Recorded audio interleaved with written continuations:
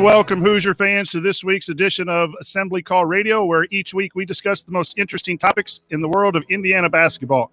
This is our 206th edition of Assembly Call Radio, and it is our 689th episode overall of the Assembly Call, recorded on the evening of March 25th, 2021. I'm your host, Brian Tonsoni.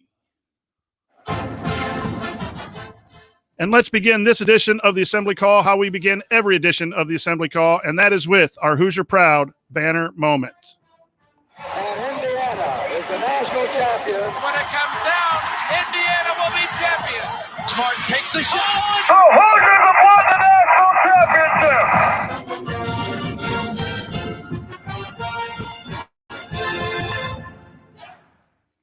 This week's banner moment occurred yesterday when the IU women's basketball team advanced to the Sweet 16 by defeating the 12th seed Belmont Bruins 70-48, and previously defeating the 13th seeded VCU. I forget their name there, Andy, but Rams. Thank you. 63-32, and really a bright spot for the basketball world of Indiana University to advance to the Sweet 16. Hasn't been done before. Coach Morin is in her 7th season at the helm of the Lady Hoosiers, 5th straight season of 20 or more wins, and is a shining example of what happens when you find that right person for the fit for the right program. And what we're going to talk a lot about later today is getting the right fit for the men's program. When it works, this is the kind of results that we can expect to see down the road. Very proud of the women. We encourage them as they play the number 1 seed, North Carolina State, on Saturday at 6 o'clock. We'll have some television information for you down the road. But congratulations to the women, and we will talk a lot about the men's program and where they're headed with their coaches search today. But the banner moment has to be the success of those ladies and cheering them on as they go forward in the tournament. And now let me introduce my esteemed co-host for this week's episode. Ryan isn't here tonight.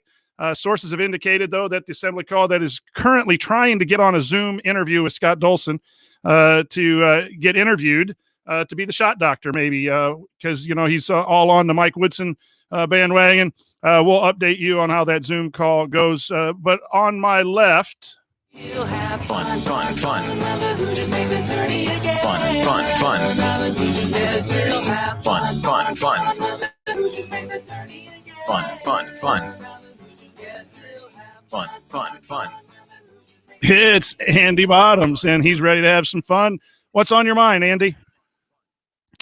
Well, you kind of took the words out of my mouth with the women's team. They've been. I was off on Monday to watch the NCAA tournament, so watched the women's game in the afternoon, and then as soon as I got done with work yesterday, watched it. They really been strong defensively. I was looking back. They gave up 3 points in the fourth quarter to VCU, but out of the 8 quarters they've played, they've given up single digits in 3 of them and 12 points or less in 6 of them.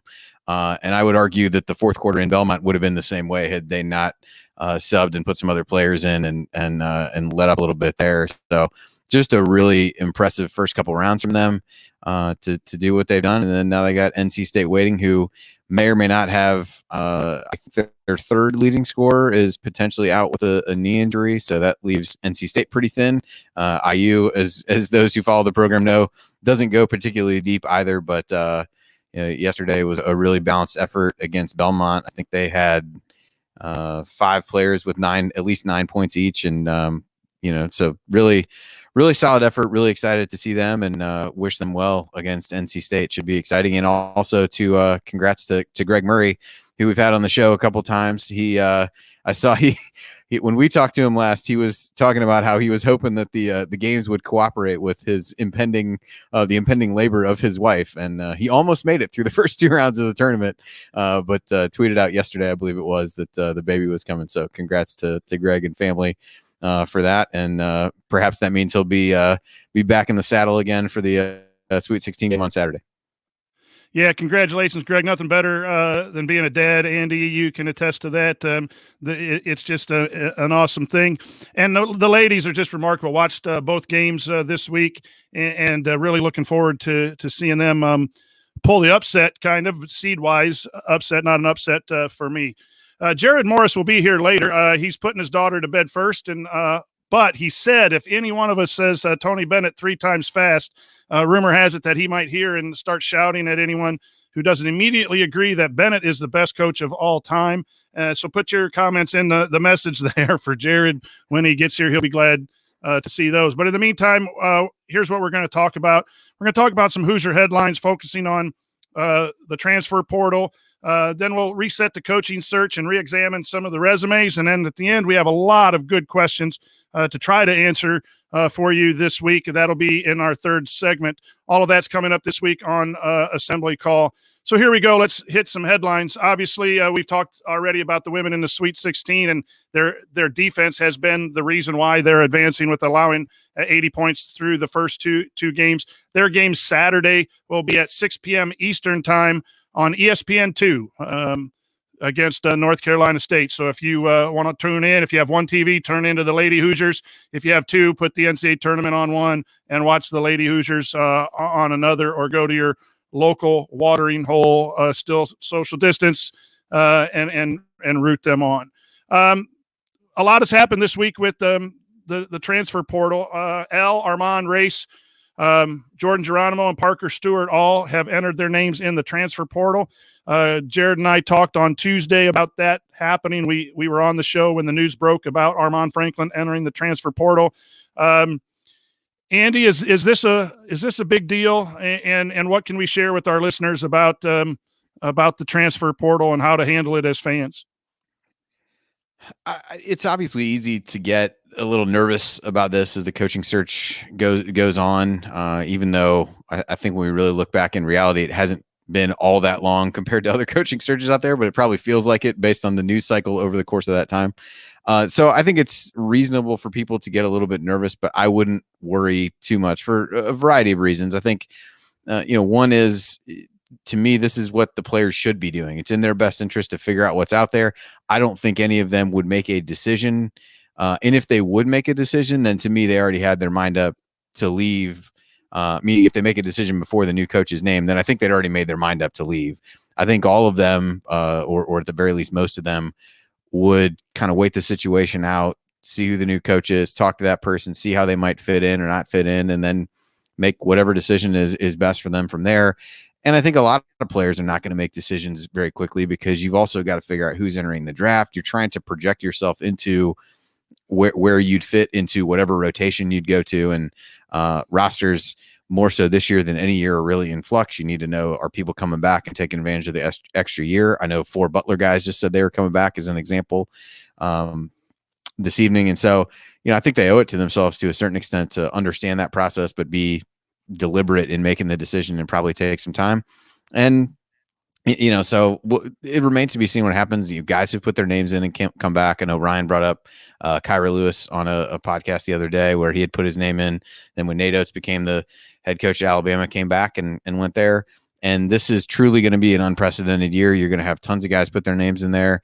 And one of the things that you're going to look for in a new coach is somebody who's going to be able to navigate those waters, both from the standpoint of being able to talk to the IU guys and figure out whether they're good fits to bring them back, and also to look at other players out there and figure out who's going to be a potential quick fix fit into the system that they want to run and go from there. So I don't think it's worrisome, but obviously in normal circumstances, if you saw that many guys go in, the natural reaction would be to freak out. So I kind of understand why people may be inclined to do that. Yeah, I think my initial reaction was, oh no, you need to get a coach in here quick to try to keep these guys here. I think this is, and the more I look at it now, it's a unique year. There's 900 players already in the transfer portal, and I think there's going to be at least 100 or maybe another 200 more that enter. And it's a unique year with the COVID ruling where you get it that this year over again. That adds to people wanting to see what else is out there, and the free transfer rule. Is that right, Andy, that they get a year now?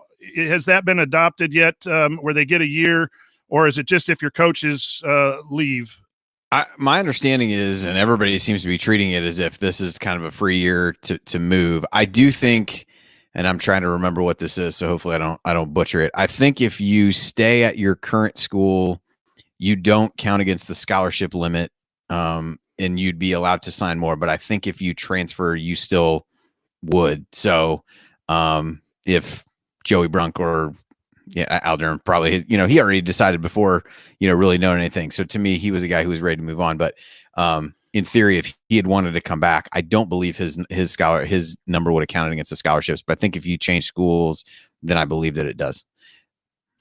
Yeah. So the players don't have to sit out, right? But that's also true. Yeah, that's my understanding. I don't think you'd see as many people in the portal if that wasn't the belief that was the case. Sorry if I didn't answer that part of your question. No. So that just leads me to understand. Once I really sat back and thought about that, a lot of people are going to say, you know what? I get a year over again. I don't have to sit out. I'm going to see if the fit is better elsewhere. You're seeing names that are from coaches that aren't being let go and programs that aren't in a coaching search that are pretty decent names, especially from the small schools. Those players might be looking to move up. And there are some players that are maybe looking to move down that didn't have the playing time that they thought at a Power 5 school or something would like to go play at a mid-major. That avenue happens as well. So that's one thing that I would say to everyone about the transfers.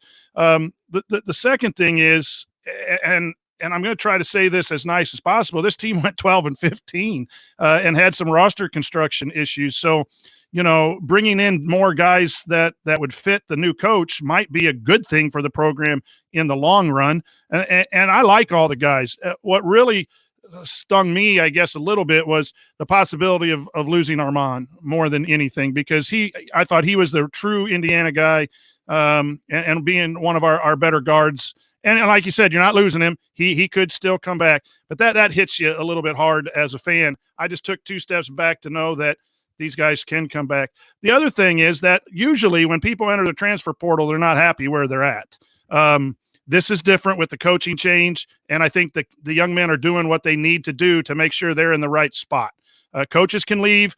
Universities can fire coaches. Players need to have the opportunity to go where they best feel to play. And as long as it's not every year they can do it, free agency, that it's once in their 4 years of eligibility, I am now supporting that. As an old traditional guy, I had a problem with that for a while. So I have kind of relaxed, Andy, about all of these names going in the transfer portal. And the other thing is, one more thing is that the new coach is going to have to teach these guys, if they all come back, a new system. So they're all going to be in year one to some extent. Yes, they'll have experience at IU that they can pull from. But bringing in, if a new coach comes and brings 6 or 7 transfers, they're going to be learning a new system. It's going to be very similar. And so the transfer portal takes, and I think the transfer portal can also deliver some players that we really don't know about. So once I got to that understanding, I was able to relax a little bit more. Yeah, I think you just look around at different places, and I'm not trying to name drop coaches who have been.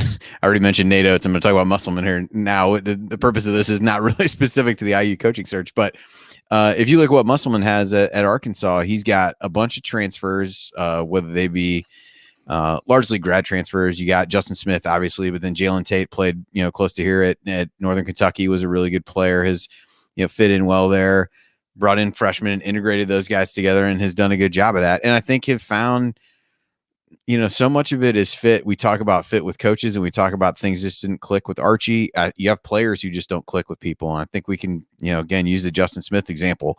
It was pretty clear by the end of, last season went on some of the interactions that he and Archie had, coming in and out of games on the sidelines, whatever else, like, he just wasn't happy in the system, didn't either feel like he had the freedom to do what he wanted to do. Whether he should have been able to do that or not is up for debate, but he sure looks like a guy who's having a hell of a lot more fun now when you watch him playing in Arkansas, and winning is fun. So perhaps that's part of it. But he just looks like a guy who found a better fit for him. Before I got on here was, Greg Gard made some comments. I'm kind of, joking a little bit about, he takes Micah Potter. And I was looking back a little bit about them taking him, and Potter basically said when he left Ohio State, like, I just didn't feel like I was getting, it was a good fit for me system wise, wasn't, getting the most out of my ability, goes into a different system, does that well. There's a lot of times that it's the better move for the kid.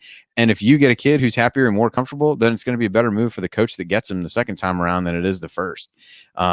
So yeah, there's an element of, guys, serial transfers where they're leaving someplace every year. I don't think anybody's advocating for that, but I do think guys, when they're in a system a couple years, have a pretty good idea of whether it's going to work out for them. And not always is it running away from something that is bad, but trying to figure out how to get the most out of their ability, no different than looking for a different job or things like that. So there's a fine line. There's arguments on both sides of it, but to me, I would err more on the side of, what does the student athlete think is best for them? And if they get there and they're wrong, then lesson learned for them. The grass may not always be greener, but you're going to make mistakes in life and decisions that you regret and think that you would have went back on. And that's all part of the learning process. So I think, again, as long as guys aren't transferring every single year, which doesn't make a whole lot of sense to me, let them see if they're assessing their own situation correctly and what they can do and selecting the right place. And it's no different than the coaching stuff we talked about. If you pick the right coach that's right for the situation and the culture and everything else, a lot of good things can happen. If you're a player, you pick the right spot for you, a lot of good things can happen. Yeah, I think it's something that needs to be embraced with the coaching profession, whether we like it or not.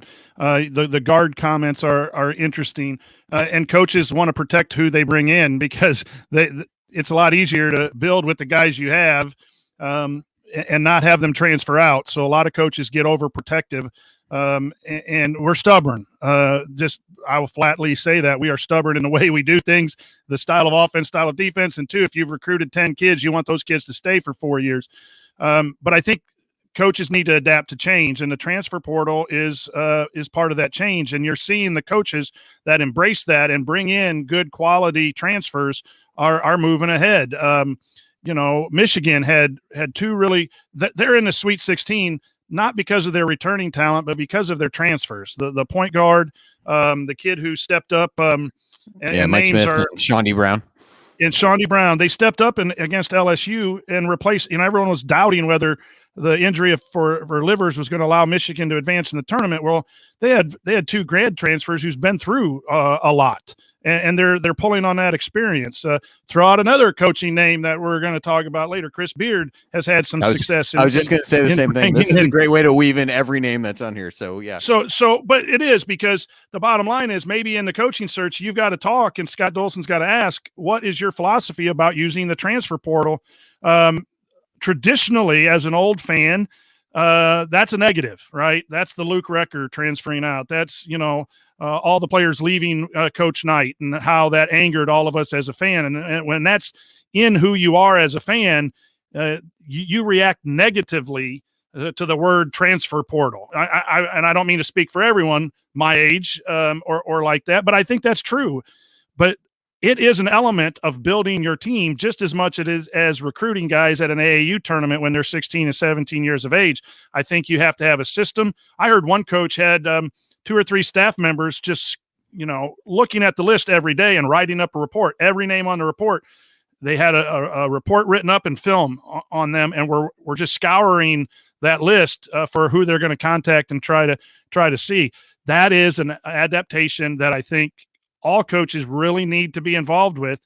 And then you got to work really hard to keep your guys. You got to have a culture where kids really like and buy into your program. And if they're the 7th, 8th man, they would rather stay in that culture than leave and be the 3rd or 4th guy in another program. So there's a couple things that when you look at the qualities of our next coach, Andy, I think those have to modernize. We keep talking about modernizing Indiana basketball as a key part. The transfer portal, and then making sure that you build a culture where people don't massively transfer out all the time, is an important piece to whoever the next Indiana coach is. Yeah, you brought up Beard. If you're playing potential coach bingo, we're doing a pretty good job of knocking him out here. But he brought in Matt Mooney a couple years ago when they made it to the final game. He's done a really good job with that. We were having a text exchange between the 4 of us at some point in the last couple of weeks. And that's one thing he's done good. He brought in Santos Silva from VCU this year to kind of fill needs. And I think there's actually maybe it's not harder, but to me, it's pretty tough if you're a coach to say, especially these grad transfers. And that's where, he's really excelled. I got a guy for 1 year. I can't pick wrong. I don't want to bring in somebody who's really going to upset the apple cart of the culture that I've tried to build. I need somebody to come in and fill a specific role. So not only being able to identify guys that are going to be good fits, going to be able to fit in quickly, going to be able to fill that role, but also guys who, are going to getting guys to buy into whatever that role might be. Because you're taking guys who Mooney is an example. I mean, he was the one of the stars on his team. I think he went to South Dakota State, North Dakota State, one of those two, and was big time scorer. And he scored a lot. He scored well for Texas Tech, but he played a little bit different role. Santos Silva was the guy for VCU. He wasn't necessarily the guy there. And even I think Tariq Owens he had brought in from, I want to say, St. John's on that team that made it to the national championship. Like, he filled a very specific defensive role. And so I think there's a real talent involved from a coaching perspective of being able to do that, because there's real risk if you mess up on those and bring in a guy who you're really counting on for a year that somehow can't fit into what you're trying to do and really throws a wrench into things as well. So I think that's super important. And a lot of the guys, for all kidding aside, that we've talked about, and a lot of the names that have really come up from a coaching perspective have fit that. Even if you throw in the Scott Drew of that, he's picked up some transfers at Baylor. Tony Bennett got one of the Hausers. So, if we say his name a couple more times, Jared will pop on. Stuff like that. Yeah, Tony Bennett's a good one. No, but you do think that the lack of using the transfer market hurt the last regime in Archie Miller with the roster construction with only 10 guys and so forth, and some real deficiencies on the roster that could have been filled with guys coming in as 1-year transfers or 2-year transfers. So the question we had, is this a big deal, the transfer portal? Yes, it is, in the fact that it needs to be used in the right way by the new coach. We encourage the new coach to bring back as many of these Indiana guys as possible, because we like them as young men, and we think they have skills that, when coached in a certain ways, could lead to winning. I think bringing these guys back leads to winning quicker than if you just have a total transformation of the roster and just have 2 or 3 guys back and bring in a lot of transfers. But with that being said, it can be done. And I think the transfer portal is a big deal for the next coach to do that and to do that well. Okay. Coming up on Assembly Call Radio, we're going to reset the coaching search. What do we know? What do we think we know? And what resume should we re-examine? So stick with us.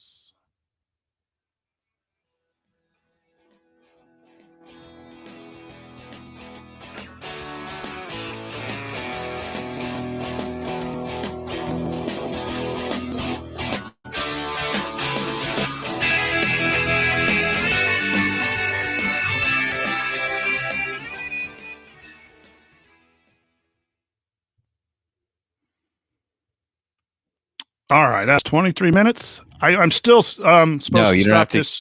You don't have to keep track of the time anymore. I don't. But do I need to pause it for just the show? Does he want the in-between stuff on the show? I think when I did it last week, I just sent him one big file with everything. So I would just roll with everything on it. I wasn't reprimanded. My pay wasn't docked. It was fine. I'll just pause it at the segments and I think that's still fine, because I think that's where he fits the ads in and stuff like that. But yeah, otherwise I think you're okay to just leave it as one and just let it roll. So yep. Hello everybody in the chat mob, glad to see you. I'm not sure why you're here. There's not much going on in the off season. Yeah, this has been really pretty tame. I know it was my beautiful face you wanted to come see, while you could. That's why I'm here. That's why I'm here. I can't speak to everybody. I know. I mean, the light shines. I shaved for you guys. What's up, Moose? Oh. All right. Yeah. Yeah, I got a lot of questions, Dane, about production. I always seem to mess it up somehow. Yeah. Thanks, David. There we go. I ought to put that on the show. All right. So this next segment, we're going to I'll run through what we know, what we don't know. Do you want to break it up in those segments, or you just want me to read through that stuff and then just start talking? Or yeah, we can do however. I was able to glance at it before, so we can take it in these chunks if we. All right. So I'm going to do it in what we know and talked about some issues there, and just go like 3 different segments in there. Okay. Yeah, that's fine. The what we know segment feels like it should be pretty short at this point, which I guess continues to be a credit to Scott Dolson, but definitely the what we know piece is it should be what we don't know. comparatively. Yeah. Our- The biggest section of this will be when we get to reckless speculation. Then that's when we can exactly. really dive in. All right, here we go.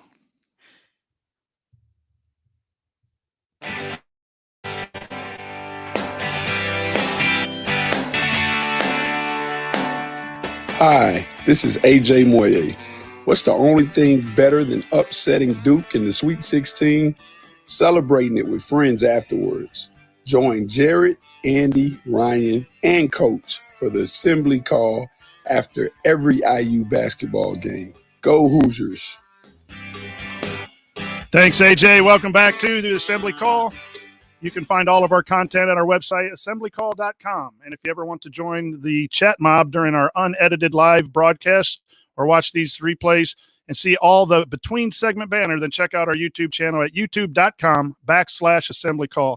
I'm the coach, Brian Tonsoni, here with Andy Bottoms. And I think what most of you are here for is a little conversation about the coaching search. So we're going to break it down in a few segments, what we think we know, what we know we don't know, and what we believe should happen, since we have all the answers. So we're going to kind of go through those three segments here and hope that you find some information. So what we know is that Indiana did make an outreach. We don't know how strong it was as far as seriousness to Brad Stevens, and I think that was obviously shot down. A couple of supposed interviews have been leaked out. Mike Woodson, Calbert Cheney, those have been leaked out. We appreciate Rick Bozich and Jake Query for giving that information. There was some contact between IU and Thad Matta. To what extent he was asked to do certain things or whatever was proven to be false, and Indiana sent out a statement that there was no deal struck with either Brad Stevens on Saturday. They said no deal was imminent, and the only other thing we heard from the Indiana athletic department, other than no deal on Stevens on Saturday, was on Monday or Tuesday when the Thad Matta stuff broke, that there was no deal had been struck with Matta and no physical, and that story was debunked. So that's kind of what we kind of know, or we at least think we know, as far as the official process. Andy, what sticks out to you in all of this that we've kind of heard from or heard about? Yeah. I mean, I think the Stevens piece has been talked about enough, and how far that really got is up for debate. So I don't know that we need to dwell on that any more than has already been done. I think the Woodson and Cheney pieces are interesting. I think that you would certainly have expected a quote unquote IU guy to get a look. We can debate the merits of whether that's should be a qualification, should matter at all, whatever the case may be. But I think if you're Dolson, you probably at least have to talk to a couple, again, quote unquote IU guys. The Woodson one has been more widely panned than Cheney, I think, and there are certainly points to be made on either side. I think the Stevens aspect of this has really framed almost everything else and has set almost everything else up to be somewhat disappointing, which I'm trying not to fall into that trap a little bit, especially because the reality of the Stevens thing happening was always pretty low. So you look at those two and you say there's NBA experience there. In Woodson's case, there's some head coaching experience. With Cheney, it's more in assistant capacity. He served in some assistant roles. What you don't have in either one is a guy who's been a head coach at a college program of any size. And in Woodson's case, you have a guy who hasn't worked in the college game at all. Cheney's served different roles there, both with IU and St. Louis. How much of that you would give as a reason to do that, I don't know. And if there's a model that Dolson would be looking at there, it would have to kind of be Juwan Howard, but more a guy that has NBA experience and ties to the school. I don't think that either one of those guys really fits the bill of what Howard was, whether it's from a recency standpoint, who he's really worked with, his NBA career, a lot of those kinds of things. So I don't know that that's really an apples to apples comparison, but I think that's the line people are trying to draw. So I guess my general thoughts on all of it at this point are I and plenty of other people thought the Archie hire was a great one and proved to be totally wrong. So I'm also not going to prop myself up to think that I'm so smart to say if this guy's going to be bad, that it's going to turn out badly.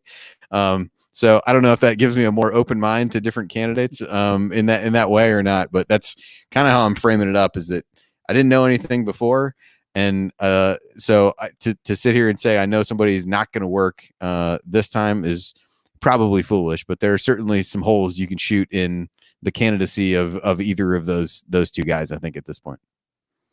Yeah, I think with this group, and we'll touch on the others coming up. On this group, what I'm taking away, Andy, is I'm just really, at this point, really pleased with Scott Dolson and the approach the athletic department is taking. He said when he mentioned the process that he was going to go about it himself, that he was not going to put any parameters on it, has to have experience, has to be an IU guy, that he's going to entertain a variety of candidates. And I'm sure he had his list. I'm not sure he's opening it up to 20 or 30 or anyone who called the IU athletic department. But what we can gather from this whole process, this 10-day process, is that he's probably doing what he told us he was going to do, and that is talk to a wide variety of people. And I think there's been a lot of speculation by people close to the program or hearing that this phone call's happening or this little piece of information, and then it gets out and it just gets amplified over and over and over again because we're all in one place. We all want Indiana basketball to be back to its winning ways. And that's where the root of all of this comes from. And so when we get a little piece about Stevens, we know that would have been really great. When we get a little piece about Mata, that would be okay, maybe not as great as Stevens, but we want the solution, and we wanted it yesterday, or 5 minutes after Archie was fired, because we're just tired. It's been 20 years of struggle with a couple of bright spots in those 20 years, and we're just ready to maybe make the right hire. And so I think we're all excited, and that excitement then leads us to buy the little pieces of chatter that come out. So we get over, when Woodson is interviewed, everyone thinks that's the next step. And the other thing I would say to the listeners is it's a process that he's probably going to interview 5 to 10 people that were on his list and find out information. And through that interview, he might even then find, I like this, I don't like this. And it might move from one candidate to the other. And are we in the offer stage and trying to hammer out details? We might be. We don't know that. But the Woodson and Chaney thing, I think, are interviews that he was going to do from the day he fired Archie, and I don't think there's anything more to read into it. I don't think there's a hierarchy. The latest buzz is that it's got to be an IU guy. I don't think Dolson wants to hire the right coach. That's what I gather. And we'll all judge and criticize or compliment when that decision is made. But I think he's doing a disservice if he didn't call Brad Stevens. I think he does a disservice if he doesn't call Chris Beard and interview IU guys with NBA experience so that he knows exactly what he wants. And if it ends up to be Mike Woodson, then we'll have to talk about that. But we are all jumping way too quick on every little piece of information that we get, as this was number 1, then he went to number 2, now this guy's number 3. And I don't think that's the process that Scott Dolson is going through. I think he's casting not a wide net, but the net that he wants to, and then he's going to make that decision from there. And inside that, in his own mind, I think he has a hierarchy. But that's what I take from what we know is kind of going on. What we don't know. Yeah, I think before you get into the next part, I think something that you said there is important to touch on. I think if you're hiring for any position, you want to get guys with a diverse set of backgrounds so that you can talk to different people and understand what their slant is on what they would bring to the program and how they would run it and how their experiences shape what they do. If you go and interview only mid-major coaches or only guys that, only IU guys or only whatever, like, I think you're doing yourself a disservice. And that's where I agree with what you said, that the way that Dolson's handled it, both from not doing a whole lot publicly, which fortunately or unfortunately leads to a lot of the, speculation that we see, but also being able to kind of keep it under wraps and go through a process that says, hey, I'm going to talk to different kinds of people. And then ultimately it's up to him to decide who he thinks can handle the job, regardless of what their past experiences that may have prepared them to do it, maybe better than somebody else. But candidate A has different skills that he thinks would be a good fit versus candidate B. Like, you're trying to balance all that out. You're not creating this like Frankenstein coach where you can take pieces of this guy and pieces of that guy and piece it all together. Like, there isn't if there was anybody that was close to a perfect guy, I think people would say that was Stevens. But once you move past that, everybody's got something that you might not like and something that you may wish was different. And so you've got to figure out how to do that. And to me, that's like any hiring process, no matter what the job is. This one's certainly a lot more high profile than that, and you're looking for different things. But the ability and willingness to interview different kinds of people to figure out who might be the best fit, to me, is the right approach. And then, like I said, if you hire somebody who has, I value something different than he does, and my knee-jerk reaction is to say, I'm not sure this is going to work, I'm going to think back to, well, I really thought Archie was going to work. People were excited about Crean at different points for what he brought to the table. And those didn't work out for completely different reasons, but you know it when you see it. And ultimately, winning is going to bring everybody together. We've talked about this with recruiting kids from IU. Yeah, there's a certain level of pride with seeing a bunch of guys from IU wearing the jersey. But if you had a bunch of guys from California wearing the jersey and the team was winning at this point, and maybe at any point, I'm not sure that people care all that much. If the guy that's coaching went to IU, played for IU, did whatever, and they're losing, I don't know that buys him a whole lot of time based on the way things are. And if it was somebody that didn't go to IU, I don't think people are going to be like, man, well, that win over a top 5 team was really good, but I really would have enjoyed that more if it was somebody that went to IU. Nobody's going to say that. So I don't know. That's my 2 cents on all that. Resumes are great, but they don't tell you everything, right? So we've had a guy in that went to, that won a lot of games and went to the Elite Eight, and it didn't work out because it was the wrong person. You've got to get the right person regardless of resume. That might be someone with 300 wins and has been to the Final Four. It might be someone that maybe someone who doesn't have head coaching experience, but they come and they approach Scott Dolson and they have what Scott thinks is right for Indiana. That's where we have to trust Scott Dolson quite a bit here to make that decision. This is a very, very important hire. And it's all about the right fit. And the right fit is more important than anything on the resume, anyone where they've been at, whether they've demonstrated they could do it or not. We all have our wishes. I would like someone with experience because I think it's the IU job is really tough and unique, and you need someone who's been through the battles. But that's Brian Tonsoni's thought, right? But I think Scott Dolson has done a really good job of understanding what he wants to accomplish, and he's really accomplishing it. And he's thrown out just 2 bits of information to really keep that in focus. When people were talking about done deals with Stevens and then the Thad Matta story that was proven false, they put that out because they wanted their process to be as pure as possible. So I'm a big Scott Dolson fan right now, from what I can tell, and that's that I can't tell anything. And that's kind of a weird thing. We do welcome Jared Morris to the show. Glad your daughter was able to get some rest.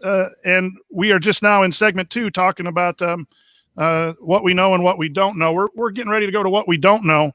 And what we don't know are these things. The meat of the segment, I'm assuming. Yeah, exactly. I said earlier, the meat of the segment is reckless speculation. That's when we're really going to get to. But this section will be close. How far did talks go with Stevens and Matta? Has Indiana reached out to Chris Beard? We don't know that. We kind of assume. How serious are the Woodson and Chaney conversations, and are they serious candidates? And then no one's talked about John Beilein. So, Jared, your thoughts on kind of what we don't know about some of those top candidates? Well, I mean, I think that's the big thing is there's a lot that we don't know. And obviously in a coaching search like this in the social media age with so much attention and passion among the IU fan base, we kind of fill that vacuum with speculation and kind of what we hope happens or, what we think kind of makes sense. But I do think it's really important right now at this point in the coaching search to really take a step back and recognize how much we don't know. Like Chris Beard's name, for example, is one that's been talked about a lot. He's at the top of lists. Like he comes up in our text messages that we exchange a lot. And the truth is we have no idea if Indiana has contacted him. We don't know. We assume it. It seems like it would make sense. But, there's also reasons why Scott Dolson might be looking in another direction. So we honestly have no idea. So it's kind of like we sit here, okay, Texas Tech lost, and now it's like, okay, next 48 hours, if something's going to happen with Indiana and Beard, here it comes. We haven't heard anything, but we don't know why that is. So I just think at this point it's important to recognize that. And I think at a certain point, look, we all, we rely on sites like Inside the Hall and Peegs and, Rick Bozich and, all the guys who go out there and gather news. We rely on them to kind of let us know what's going on with the sources that they have and all of that stuff. In the absence of that, to a certain point, we need to be responsible, but we also need to kind of rely on our common sense.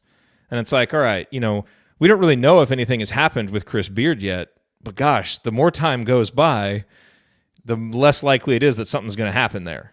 Same thing with Mike Woodson, with Calbert Chaney, with John Beeline, with Thad Matta. It's like all these guys they don't have head coaching jobs right now. If it was going to happen with them, you would think that it would happen. Now, again, we don't know the specifics of any of those, but you just look at it from a common sense perspective, and it's like, well, maybe it's not.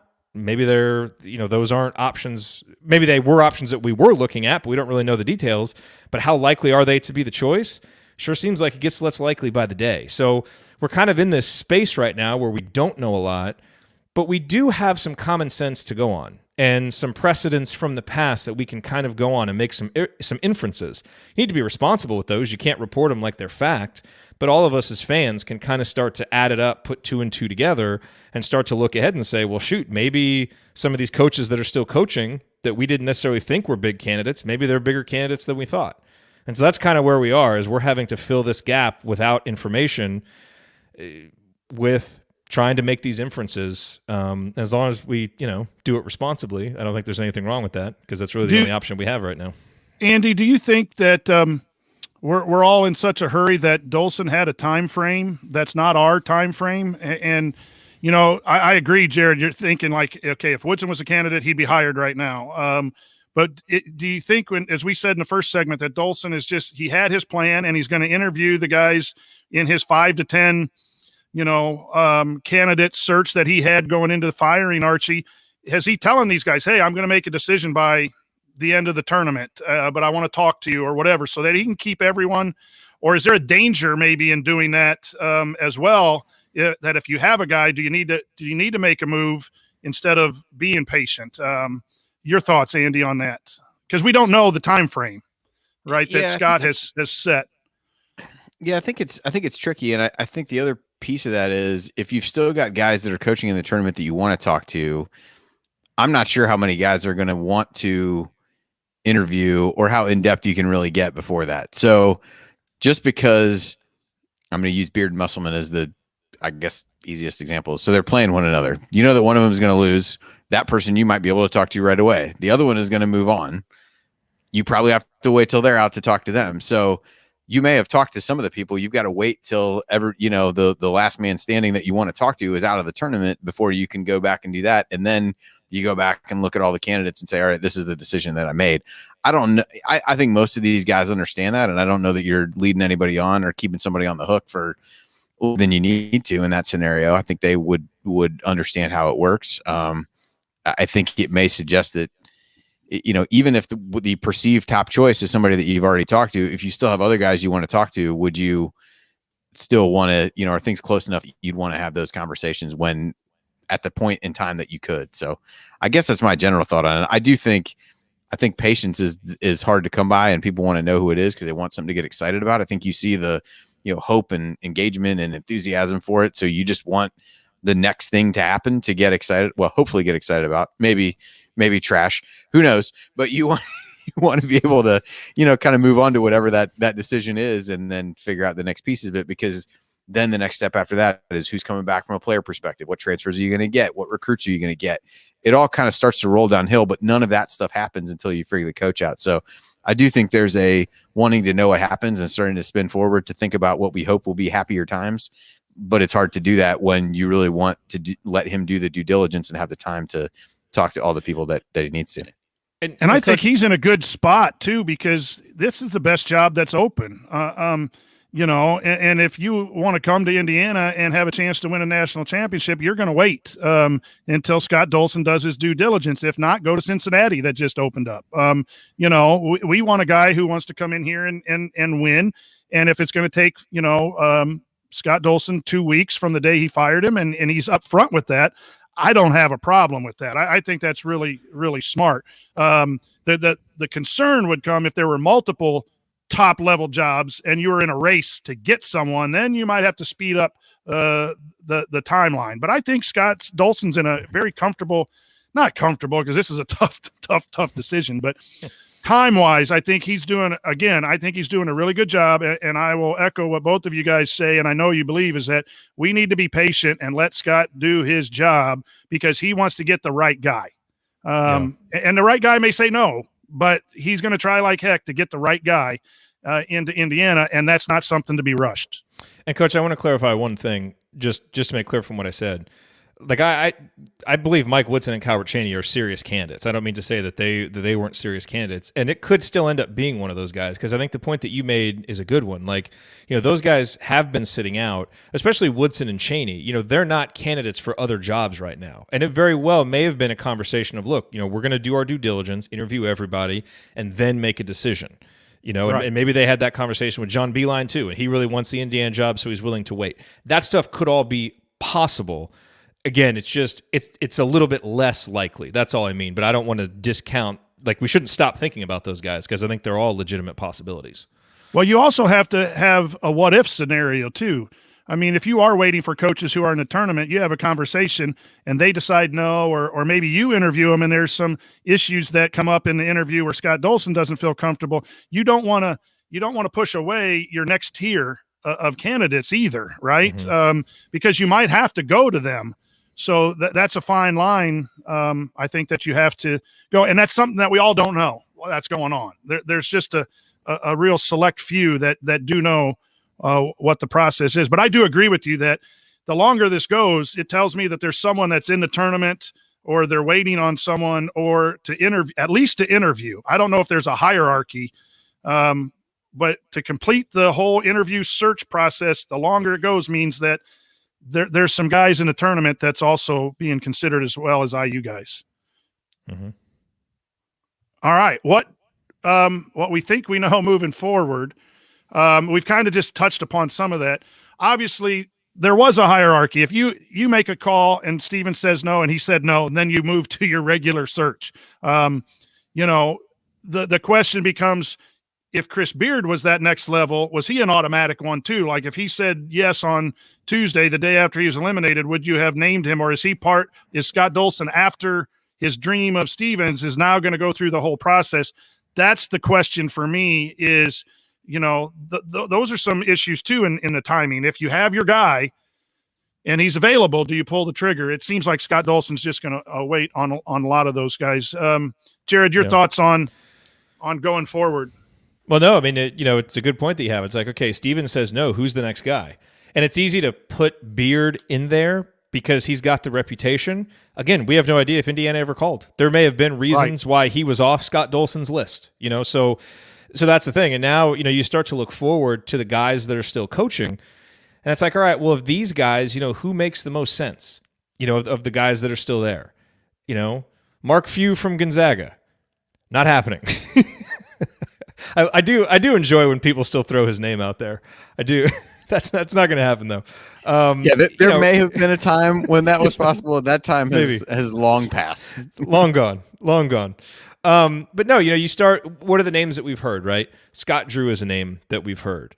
People of late have been talking about Dana Altman. Porter Moser's name got a lot of attention. Seeing what Loyola Chicago did to Illinois. Andy Enfield is another one. Eric Musselman is another one. Nate Oates is one that a lot of people have talked about. That seems totally unreasonable because he kind of took his name out of contention. I know that doesn't mean that a coach might not go, but it seems really, really unlikely that Nate Oates is going anywhere.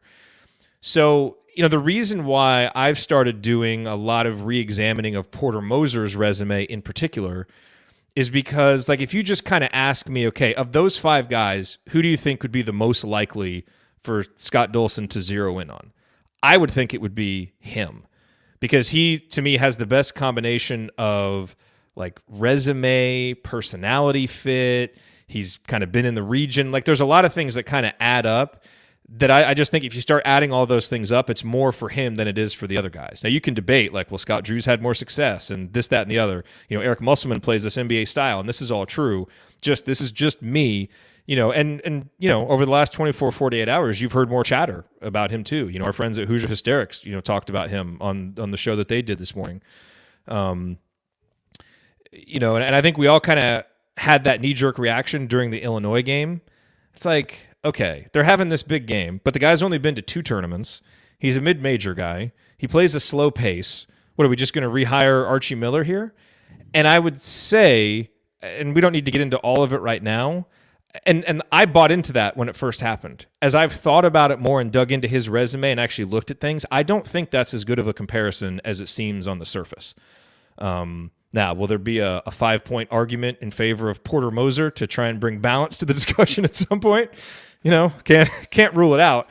But I just think, that's one thing that we should guard against is some of those knee-jerk reactions that happen on Twitter and we all get kind of excited about them. Sometimes it's good to kind of take a step back and think, well, was I actually right with that? And I think, to anybody listening to this, the more you kind of dig into his backstory, I think you're really going to like what you see. And you look at how bad Loyola Chicago has been for their history, and to see what he's done there, the run that he's gone on is a lot more impressive than I realized it was, because I just didn't know the history of Loyola. So that's what I mean. I think this is a good time now, instead of trying to fill it with speculation, look at some of the names you've heard and go do some research on your own, and kind of see, maybe my preconceived notions of this coach aren't right, or maybe they are, confirm them. But to me, as I kind of re-examine them, he's the one that I have changed my tune on the most, because I actually think there's a lot to like there with him. And frankly, of the 5 guys there, if you made me guess who would be the 5 out of that 5, who seems most likely, I think it's him by a hair, because I just think he just seems like the better fit to me when you kind of add everything up. It would come down to whether he wanted to come to Indiana or not, or if we offered it to him. Like, I have no idea. If that's the thing, we don't know. I tell you personally, he is an outstanding person, and I know we need a winning basketball coach more than just an outstanding person. But I think he has some potential. I know my son, who is a manager at Indiana State, speaks so highly of Porter and his interactions when he hosted and welcomed them in to the Rose-Hulman Center, and he would sit down and have a conversation with the manager from the opposing team, like he was his best friend. He just is that kind of guy that I think we've missed in the last two coaching things. We've had coaches that worked hard and knew the game, but didn't get it done for a variety of reasons. And a lot of it goes back to maybe, and might not be fair, but their personality. They didn't seem to relate to people in the program, in the athletic department, whatever. There just seemed to be a disconnect with Crean and Miller to some extent along those lines. And the Tate Hall kid played for Coach Lewis, who I coach for. So I know the Hall family, and I've had interactions with Tate and his parents. Outstanding young man, by the way. When you watch Loyola, does a lot of winning plays for them. But I think that would be an interesting hire, one that got some momentum late. But he's got some options, that going from a mid-major, the Marquette job's open, and that might be something, from Loyola to Marquette that fits his. But Andy, who is still in the tournament? We've talked Porter. Who else really grabs your attention, or you think would be? I saw the Andy Enfield stuff. I'm not a huge fan of that, but anyone that's still playing, if this thing keeps going longer, I think Jared's absolutely correct that we're waiting to talk to these guys, and it seems like that might be why the delay. Yeah, of the guys that are out there, although this one, I think, based on the way that this was framed up here, is perhaps maybe not the least attainable. That's probably few, but I still really like Nate Oates. I tend to fall in line with what we had written in the run sheet, that seems highly unlikely given his buyout. He said he, was interested, all those kinds of things. So he would be the one that seems to have a pretty good mix of what you'd be looking for. Doesn't, at least on a surface level, have some of the potential off-court stuff that maybe you might find if you dug a little bit on some of the other guys. So he would be the one, but like I said, that feels like the one that's least attainable. The Porter Moser one is interesting, and I admittedly haven't done the level of research that it sounds like Jared has. But I've had a lot of time walking around with a sleeping baby, and I've been able to do research on my phone with the other hand. So last night I was digging into Porter Moser. Lots of time. You do what you got to do. Do what you got to do. So I think, my bigger questions for him would be, kind of putting aside the somewhat natural linking of him to somebody like Archie, who'd had some success at a lower level conference for a somewhat sustained period of time, making that leap. I think is his style one that he would be willing to, would he adjust from it at all? How does he recruit higher level players to that? And different things like that you'd really need to compete at this level. That's more of my questions. It's not a basketball acumen question by any stretch of the imagination, because I think from a true coaching standpoint, he'd be right toward the top of the list with the guys that you mentioned. So those would be at least the reservations that I would have. And style of play, I think, again, we talked about this last week, I think, where you don't necessarily need to swing the pendulum all the way the other way, but there's probably a little potential PTSD of watching slow-paced basketball and some of that stuff that people may be turned off by, at least on the surface. I just appreciate how Jay Horry referred to him as Tony Bennett light, and apparently thought that was going to sway my opinion away from Porter Moser. I don't think there's any way that I don't know your audience. Thought that would sway your opinion from that at all. But I want to make one point on that though, real quick, because Andy, you bring up a lot of the cons against Moser, and look, I heard before I hopped on, I heard you guys talking about how, like all these, there's no perfect candidates, right? So they all have some pros, they all have some cons, and you just listed out the ones for Porter Moser. Style of play has been an interesting discussion. We want to play faster, we want like a more up tempo kind of NBA style or whatever, like an offense that attracts recruits. And if you like all else equal, I want that too. But if it's a choice between the person the coach is or the style that they play, I would go for the person, right? So like, I don't like Tony Bennett's system. I tolerate it. I like him. I think he's a great coach. I think he's a great leader. So if you have to choose between the two, give me the right guy for the job. Let him, work his system, but the right coach is going to win. And a lot of different systems can win. So I think we need to be careful. We want everything, but we have to be careful that we don't, just get stuck with a certain system or a certain this, that, or the other. We got to get the right guy to lead the program. And so I'm willing to compromise on system if we've got the right guy. And that to me, and everybody has different criteria. I don't know what Scott Dolson's is, but that would be at the top of the list for me, criteria-wise.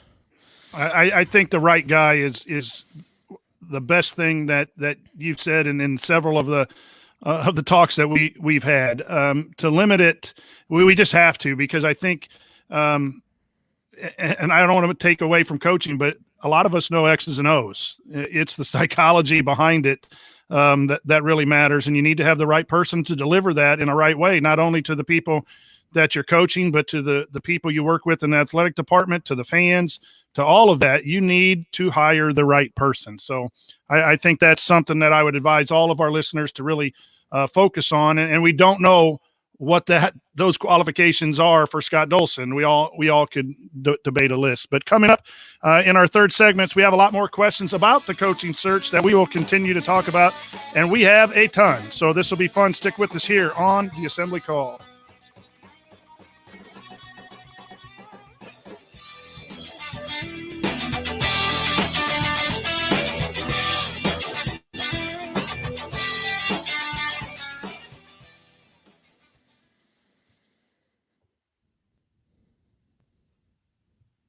All right. I liked this from the chat. Hey, transfer portal is pulling a whole lot of players the last week. He's a hell of a recruiter. I thought Andy, our discussion on the transfer portal was really good. Did you have any chance to listen to that, Jared? When we were no, I just listened to the 2 minutes before I came on. No, I look forward to listening. I'm a brag about it. So I thought it was pretty good. Okay, I like it. I like it. Hey, okay, can I share? So here's something. You guys, A everybody's poem you wrote about Tony Bennett. No, is that not what you're going to share? Okay, I just wanted to check. I mean, I can. I'm just not prepared. I'd have to go to the bedroom to get it if you want me to get it. No. So last night, I was watching, and you guys are going to all think this is ridiculous, but I think there's a kernel of truth in this. So I was watching. Did I send you guys the link? It was on YouTube to this coaching clinic that Porter Moser was putting on. I might not have sent it to you. It was great. He was teaching. I don't know how old they were. It looked like, girls that were maybe like 14, 15, something like that. And he's basically taking them through like some defensive drills. And I think the title of it was like how Porter Moser gets buy-in from the entire roster or whatever. And he's just kind of going over his philosophy and doing it kind of within the context of teaching them some different drills and stuff. And so at one point, he's doing this drill. They're on, the offensive player is out on the wing. The defensive player is, basically the person on the wing is getting the ball. The defensive player, kind of does the approach step, and he's trying to keep him from just being able to go baseline on him. And so the first time the girl does it, she messes it up. She basically stands up too quickly, doesn't stay low, and the girl, drives right by her. And so Porter Moser comes over, and he's really intense, when he's coaching. A lot of energy. And so, he kind of gets ready to critique her, and you can almost like see her body language drop a little bit. Like she knows the critique is coming, and he kind of senses it and just kind of like takes a half step toward her and kind of just like lightly touches her shoulder a little bit while he's giving her the critique. And you can tell that like her receptiveness to it immediately opens up.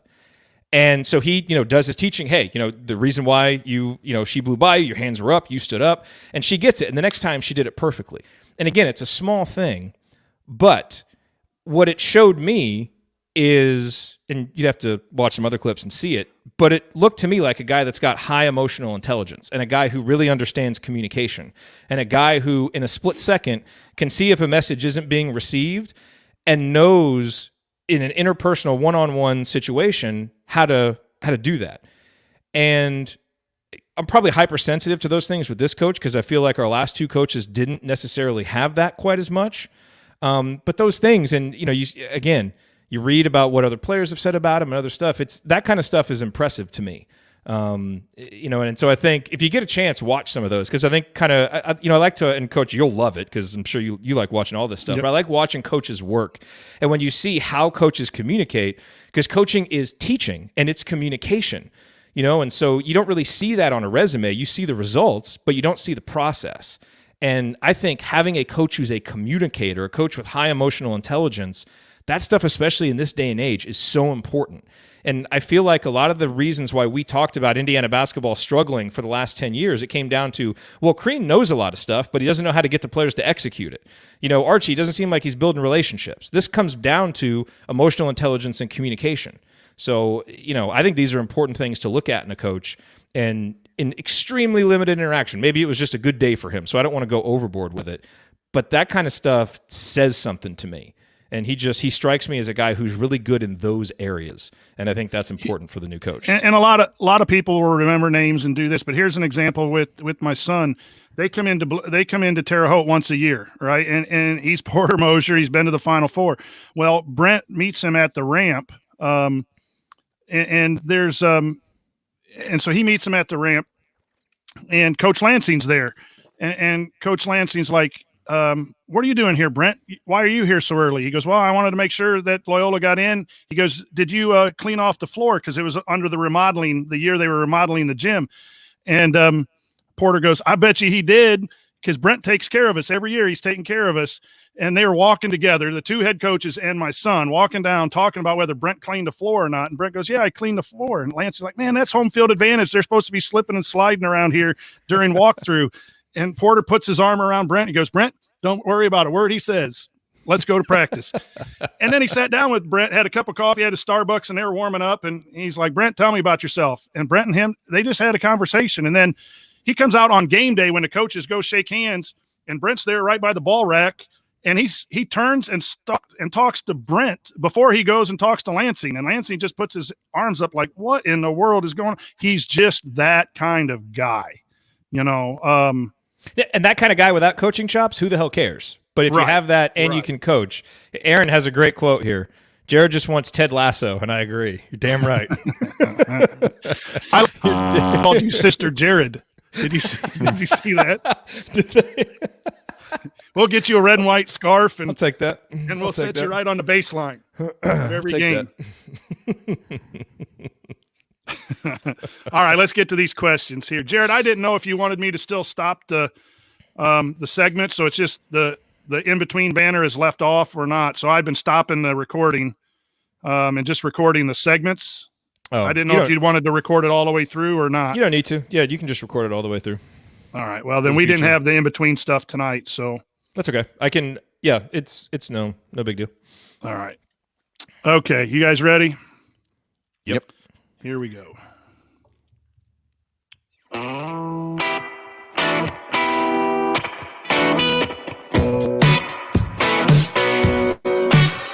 This is Tim Priller, and I never miss an episode of the Assembly Call. Hello, I'm Coach Tonsoni. I'm here with Jared and Andy tonight as we talk more about Indiana's coaching search. And remember, you need to be subscribed to our email newsletter. We send out a weekly IU news roundup, even during the off season and after every game. We send out a detailed post-game analysis. Just text IU to 66866 or go to assemblycall.com. That's IU to 66866 or go to assemblycall.com. It's time now for our mailbag. All questions were submitted via our private IU basketball discussion community, assemblycall.com/community. And we're going to start off with this. It's not that good, but it's not that bad. It's Jay's mediocre question.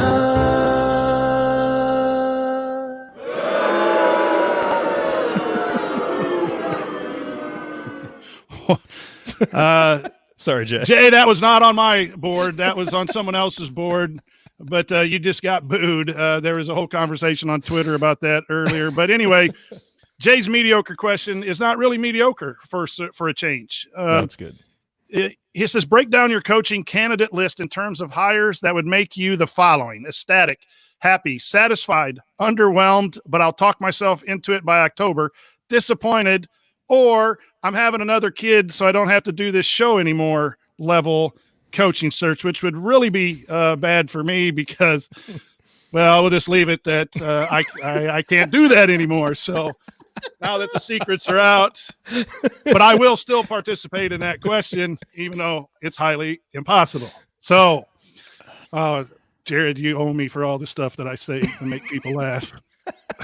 I put the ass in assembly call. That's what I do. Anyway, here we go. Jay's mediocre question. Guys, we'll rapid fire if you want to add some thoughts to it. The ecstatic coach. Andy, we'll start with you. Well, I mean, if Stevens is included in this, I think that would be the clear choice. But I'd probably throw Beard and Nate Oates into that category as well. Jared, ecstatic. Yeah, I think I'd be ecstatic for Brad Stevens. I mean, I'll preface all of this by saying I'm ecstatic that we'll have a new direction, right? So, like, just as a general umbrella, I'm ecstatic for a new direction. But once you get past that, yeah, I think Brad Stevens is in there. To me, that's the only really ecstatic one, because I think all the other ones have a lot of question marks to where I could be excited about a lot of them, but I don't think I'm going to be ecstatic unless the miracle happens. We're not saying that it's going to either. We're not holding. So I've already discounted that that's done and said and over, and there's no chance. I have a better chance of growing hair than Brad Stevens coming to IU. So I went with Chris Beard. I would just be ecstatic. I think he's the best coach in college basketball, and if IU were to get him, I think that would ease a lot of the issues that we've had.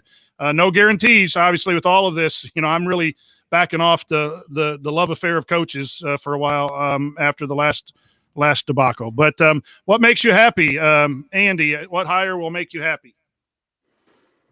I guess to me, happy and satisfied, I guess, are a little bit close together. So I think I know you had. I think this is yours that were in here. I think you had Beeline in that category as kind of a safety net, probably limited downside of where you'd be. So I guess that's probably a fair one for that one. We're all married men here. There's definitely a difference between happy and satisfied. We can admit that. No Serious no comment. AC after dark territory already.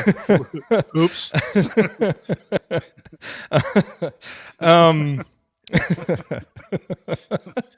We needed that. Yeah. I feel like this is going to be a Charlie Steiner moment coming up here. I'm just not going to be able to talk. Okay. Yeah. So happy. I would be happy with Chris Beard. I'd be happy now with Porter Moser. Actually, I'm to the point now where I'd be happy with him. I think I'd be satisfied. I'd be happy with John Beilein too. If you can get the best coach in the Big Ten for the next 10 years, even with all of his questions, I'd be happy with him. And then I think satisfied-wise, I'd be satisfied with Mike Woodson. I'd be satisfied. There's probably some other ones too. But that off the top of my head, I'd be happy with any of those three guys.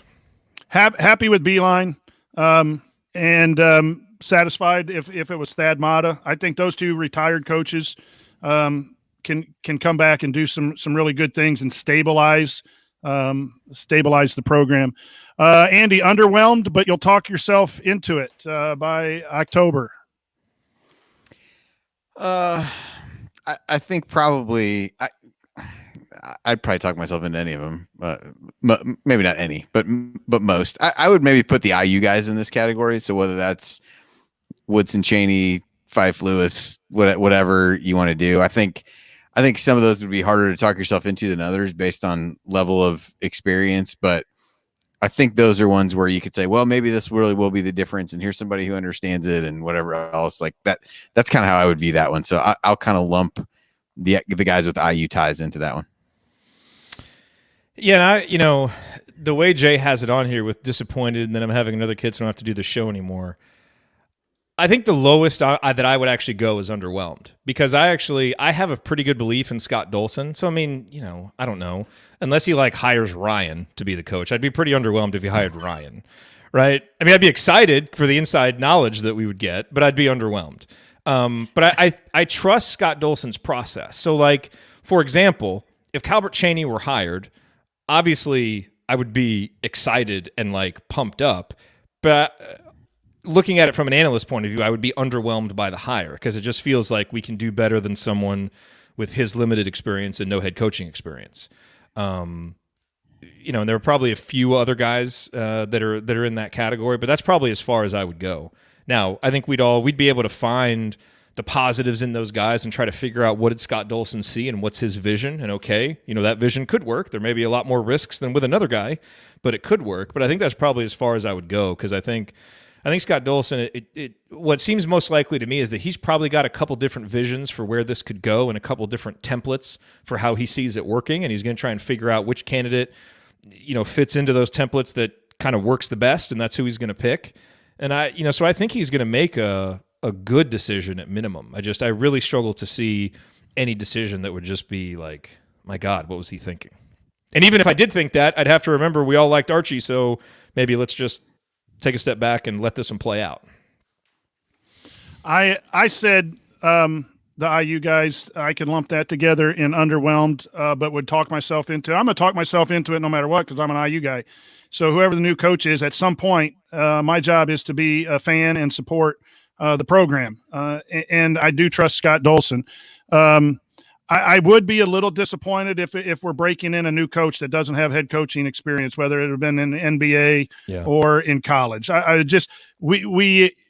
We have to get this right, in my opinion, right now. Or if we're doing this again in 3 or 4 years, I think that's really damaging to the program. I think this is just a really important hire. The pressure's on the hire, and it doesn't mean that it's going to go okay, but there has to be some level of you've run a program before if you're going to coach at Indiana, in my opinion. And I just threw a name out there to honor Jay's question, but I'm not a big Andy Enfield coach. Our supporter, but like I said, I'm out of the having kid business anyway, so I'm here for the long run of hosting these shows. I mean, he'd have 3 open assistant coach positions to promise to recruits' families, so he might be able to get off the ground running early. Just saying. Hey, it's working for him. What are you going to do? The one that I'll throw in there, and I'm saying this a little bit just because I saw a couple people in the chat mention it, although someone mentioned that I shouldn't be making decisions. So, but Dana Altman, and not because of coaching. I think if it was purely a coaching situation, I'd put him really close to the top of the list. I think he's done a fantastic job wherever he's been. But if you do even some cursory research about a rape, sexual assault situation and how he handled that, I think you'd probably talk yourself out of him pretty quickly from that standpoint. So I'll let everyone do their own. I'll let everyone do their own homework on that. But so we got a bunch of questions, and they're really, really good. We appreciate all of you that send us in questions. Kent says there's a lot of unrest with the fan base right now during this coaching search and all the peripheral items that it has an impact on, i.e. players going into the transfer portal, etc. Obviously, those of us listening to the assembly call cannot control the entire fan base, but what can we do to limit the negative aspects of the IU fan base during the search and after the next coach is announced? Who would like to start off with that one? I'll let Jared go first on that one. I mean, I kind of honestly, I want to hear Andy talk about it because I feel like I get preachy about this stuff too much, and I'd kind of like to hear what you guys think about it.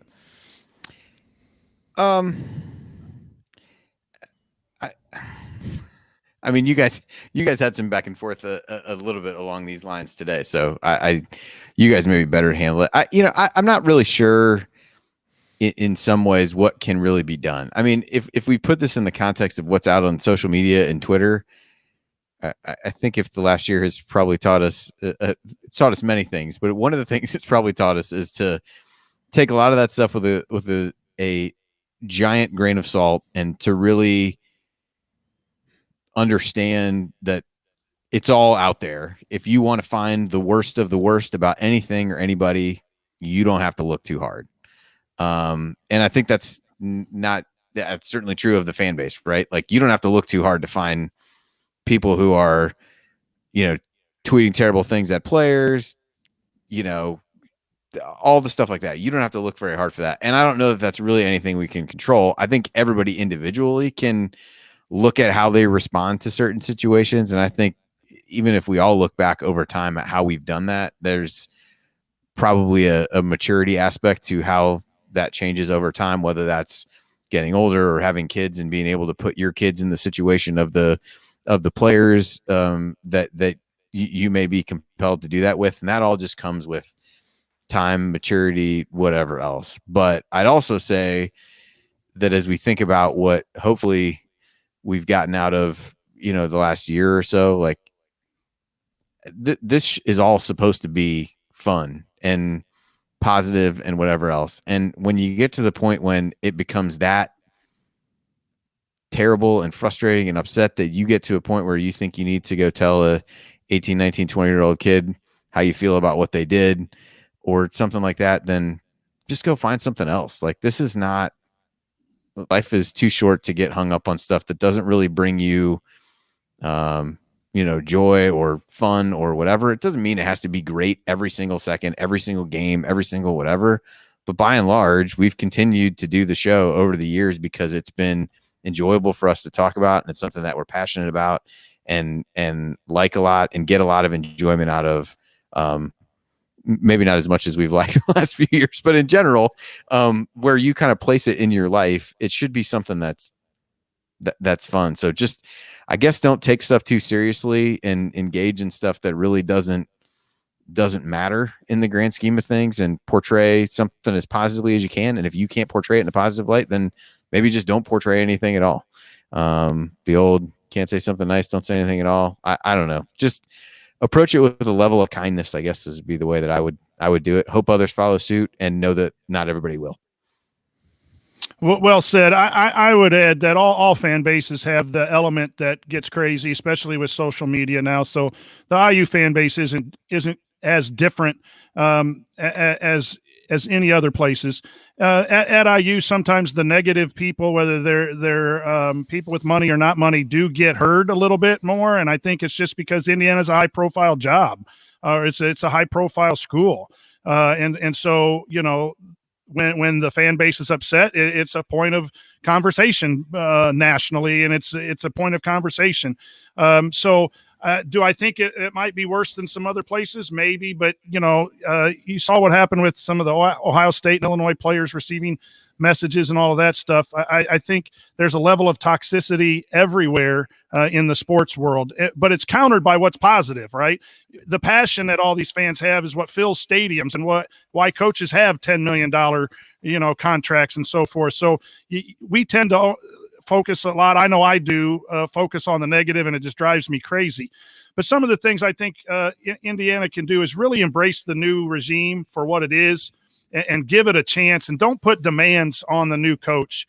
Expectations, yes, we want a good basketball program. We want winning. We want top of the Big Ten. I don't think that's anything wrong with having those expectations. I think those are fair, and Indiana should be there. But there's so many demands that I think make Indiana a little bit tougher jobs than other places, and it takes that right person. And I don't want to. The fans are not the reason. Winning will cure all. When winning happens, all of this will go away, and so that's why the hire is the most important. And the hire come in and do the job that they need to do. That flat out is the way to get back. The fans have very little to do, but the fans also can support. And I think we are a fan base that's quick to not support. And maybe that's fair, maybe that's not.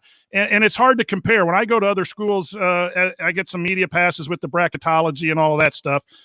I see people standing and cheering, and the whole crowd gets into it with their routines. I don't see that at Indiana anymore. And maybe that's just because of the long time from winning, and winning will cure that. But what I would love to see is just a natural – if we're playing the smallest school from Alabama, we need 17,000 people, and it needs to be just as raucous as it is for a Big Ten game. And I know that's a whole lot to ask for, but I see it in other venues. In other venues, the people are there and they're cheering regardless of who the opponent is. Obviously, the bigger games are a lot louder and more crazy and everything, but I see that. And I'll throw this out. As a Delphi bracketology, we get a lot of negative stuff on our Twitter feed. And I don't know, Andy, if you get stuff too, but we are very active on there and have a website. And you do tend to stereotype fan bases based on one or two or three people with negative tweets.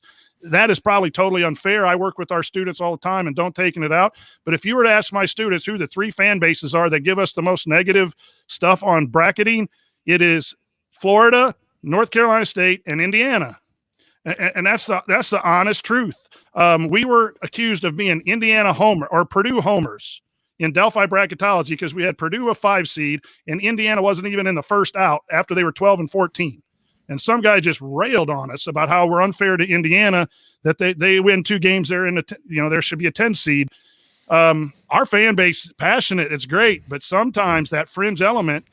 And if you're not, my point is this: I don't know North Carolina State or Florida. I assume their fans are really good, but you talk to our kids and they're going to stereotype those fans as being absolute crazies because they interact with us negatively. Be careful of your interactions. That's my big thing.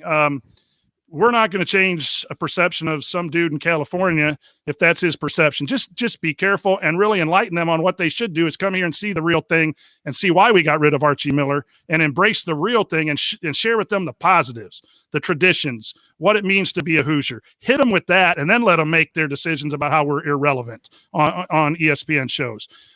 If they, but all they see from afar is anger and anger and anger and anger and anger, then that adds to the perception. So I might be wrong on that, but those are a couple things that I see, and I cringe every time I see a lot of the stuff going after people who really don't know Indiana.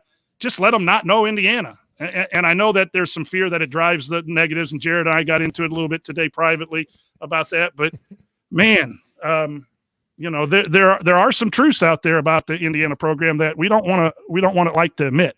That people perceive, and they are real. So just be better, be better and support these guys. And it's a new start, and everyone be happy. And, you can criticize, but be fair in your criticisms. Preaching over. You guys said it all. All right, let's go to the next question. On the flip side of the transfer portal, making assumptions that most of the team will be returning, yay, optimism. What incoming skills or positions would complement the roster? What are the glaring needs or priorities in your opinion? Jared, let's just go from, there's going to be some turnover. We don't know who is back and who is not back. what does Indiana need to move forward as fast as possible with a new regime? Well, it's hard. I don't want to take a cop-out answer, but without knowing who the coach is and what the style is and who's coming and going, it is hard to answer that question. Now, if we just take the question kind of at face value, for sure going to call you out for dodging this I'm question. I'm about to answer, but I just, I think that's worth saying. I'm not going to dodge it because the question did say, let's assume that guys are back. Okay. Let's assume that folks are back. Okay. What do we need? Part of that is, are we assuming Trace is back or not? Right. I think no matter what we could really use is a proven ball handler who can play either guard position, because you're going to need flexibility, because if Lander develops, you need to have an open runway for him to take over as the point guard. Plus, you're going to have a senior in Rob Finney. So I think what you really need is kind of like the idealized version of what Al Durham was, like a guy who can theoretically, instead of being theoretically able to play both guard positions, can actually play both guard positions and make shots and is experienced. So I think you need that, and then I think you also need a big guy who can step away from the basket, because you've got to be able to play some. Whether you have Trace or whether you have Race is still a guy who does his best work around the basket. You've got to be able to play with either a 4 or 5 that can step away from the basket and open up the floor. And I think no matter what system the new coach is running, and no matter who is here and who's not, you're going to need those two things. Jared, I think I will say a stretch 4 in the Indiana program will just be delightful to this old man's psyche, just to see 4 people out on the floor that could possibly make a 3-point shot regardless of style or whatever. But that's that modernizing the offense. It could be a slower pace and you still have a stretch 4 or even a 5 who can shoot eventually, get those types of guys in so you can do some multiple things. And that's part of the problem from last year, is you had guys that needed the ball right at the block in order to be successful, which really limited what can be done. Andy, that was from Alex, by the way. Hang on, I had some you guys didn't hit. I thought Jared's point on the guard was a good one, because so many of these teams, I think it was a lot of people brought this up, but I think it was a podcast that Rob Doster had, was talking about, the number of teams that have really advanced far in the tournament in recent years that have had essentially 2-point guards and that kind of thing. Actually, it might have been Norlander talking about that, because he seems to have an encyclopedic knowledge of who played it, who won the national championship every year, and rattled that off. The other thing that I would say, though, is like the one thing that IU didn't have a lot of last year, maybe Jerome Hunter was it, like a true wing that could really defend multiple positions. I think that unlocks a lot of things defensively, but also can be a guy who's a tough matchup for somebody. IU got into the I think of Aaron Henry as an example. IU had nobody that could defend him, and he had the ability to defend guys at multiple positions. I think a guy like him that's playing that wing, that's a 6'6", 6'7" guy who can step out and shoot it, put the ball on the floor, also defend, really put pressure on defenses. I think that's something that really was lacking. And if, again, the premise of the question is assuming everybody comes back, you don't really have anybody that's quite like that with that skill set. So maybe it's find the guy who gives you the most trouble, and that was the guy who gave us a ton of trouble. But I think that would be that archetype would be a good one to have. So we'll take Marcus Carr, Aaron Henry, and Micah Potter, please, and we'll go about three and D guy. That's what you're talking about, Andy. A 3 and D guy that can guard guards, could guard posts, can shoot, can post up, can do a variety of things, and a closer. Add a closer, But that's going to be developed more than I don't know how many closers are out there in the transfer portal. They're probably staying where they need to, or that's going to be interesting. But thanks, Alex, for that one. Steven says this will come to you, Andy. First, from the beginning of IU's coaching search, it's been noted that Scott Dolson would make the decision. There would be no committee or outside search agency. Obviously, Dolson has trusted people advising and discussing potential coaches. Who are these advisors, and who has Dolson's trust and respect? I know that's probably a very difficult question to answer. I came up with a. Thanks for teeing that one up to me. I really appreciate it. There you go. Well, you're the brains of this. I've already said I'm the ass of this show. You're the brains. Jared is the idea guy. That's why we fit well. I honestly came up with a couple no names. idea. other than knowing it's not any of the three of us, I don't know. So, Coach, feel free to feel free. I'll to throw out. there. Honestly, I think you go back to your mentor, and Fred Glass has to be his mentor. And Fred Glass is just one step removed and hired Archie and did the last search. I think you go there for at least some process questions as a first-time AD going through this, and then Quinn Buckner. I would have brought Quinn Buckner in and sat down and say, Quinn, you were here in '76. I was here in '87. You know, it's modern day. And you've played in the NBA. You covered the NBA. I would trust Quinn Buckner tremendously. And that's biased because I'm a Quinn Buckner fan club member and all that stuff. But he's around. And I think he's a professional. And I think he would keep the confidence of Scott Dolson. And obviously there's some people inside the organization that he trusts, that he's worked with, that I would say that you know, we look at the directory, you could probably pinpoint a few of those on the inside that are most trusted. Jared, your thoughts? Yeah, I mean, it's all speculation because we don't know, but I'm sure it's probably from a pool of, you know, someone like Fred Glass probably makes sense. He's got a lot of experience with the basketball program, being a manager here in '87. I'm sure there's some of those people in his circle, which I know worries some people and excites others, depending on what that, you know, what their perspective is on the feedback from Indiana guys. But I think you need that feedback. And then, you know, look, Scott Dolson spent a lot of time raising money, and I'm sure he's, you know, he knows a lot of influential people and influential donors that mean a lot to Indiana. And I'm sure that some of those people are in that close circle. I don't know how many, but I'm sure that there's ones that he trusts their opinion and their feedback, you know, in addition to their money. And there may be some of them that he pays lip service to and acts like he's talking to them, and other ones that he really listens to. But I would think that his circle is probably comprised of people from those groups. And then, you know, it's like we all do. We have trusted confidants that we go to, and we really trust their counsel. And we go to them, you know, when we have key questions. And I'm sure he's no different. But it has to be a tight, small circle, given how little we've heard about this. Because the more people you talk to, the more stuff is going to get out, and stuff is not getting out at all. All right, Catherine has a good question. It's mostly for Ryan, so we'll maybe save that for Ryan about how do you make a public a source, something a source tells you. Journalism grad, Catherine. We see your question, but Jared, do you want to try to take that, or do you want us to leave it for Ryan? Or I mean, I think it's a good question for Ryan because, you know, he has a little bit more experience in that, but I think. Look, I think something that's important that maybe a lot of us learned from the Brad Stevens situation is just because you get a piece of information from multiple sources, before you would put something like that out. And I don't think a lot of people like reported that something with Brad Stevens happened, but they kind of insinuated things. You really need to kind of track that down and make sure it's true, and make sure you have it from different sources. Because even if you get it from 3 or 4 different places, it might be originating from the same place. And you may be at the end of a game of telephone, and now you're reporting something and it's wrong and was never really that true to begin with. And so I think that's what makes a good journalist, is the ability to, you know, to separate, okay, what is just noise, what is the echo chamber, and what is actually real.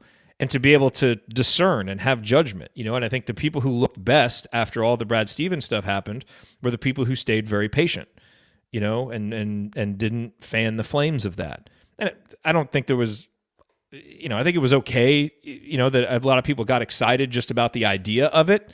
But the minute that it went to, hey, this is happening tomorrow, or something's happening later today, you know, now you're getting into the point where you're reporting that things are happening and it's not true. And just because you got it from someone else, you know, I've seen some of those reports. It's like, just because someone told you something doesn't mean that you don't have responsibility for now reporting it out to the audience that trusts you.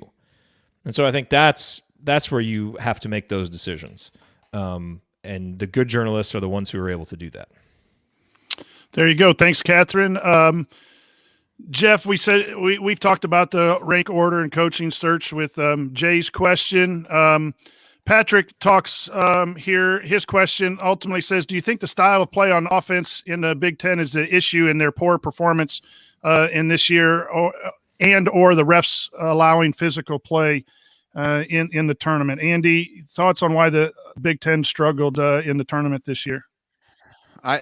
I definitely think it's a factor, and you guys talked about this on Tuesday a bit. I think and it's been brought up before, just the level of physicality in the Big Ten, and that gets let go, and then you turn around the tournament, the same things that you got away with for 20 league games are now being called as fouls and things like that. I also just think the style of play for many of the schools, it's starting to change a little bit. As you look at what some teams are doing, isn't necessarily as modern, but I think the physicality is it as much as anything. And I think also, just to a certain extent, these teams just beating the hell out of each other for 20 games, the cumulative effect of some of that also takes its toll. But yeah, I think the physicality would be number one for me in the way the games are officiated, kind of those in tandem, and then style of play secondarily probably doesn't do them any favors, but to me is less of an issue than the first couple things.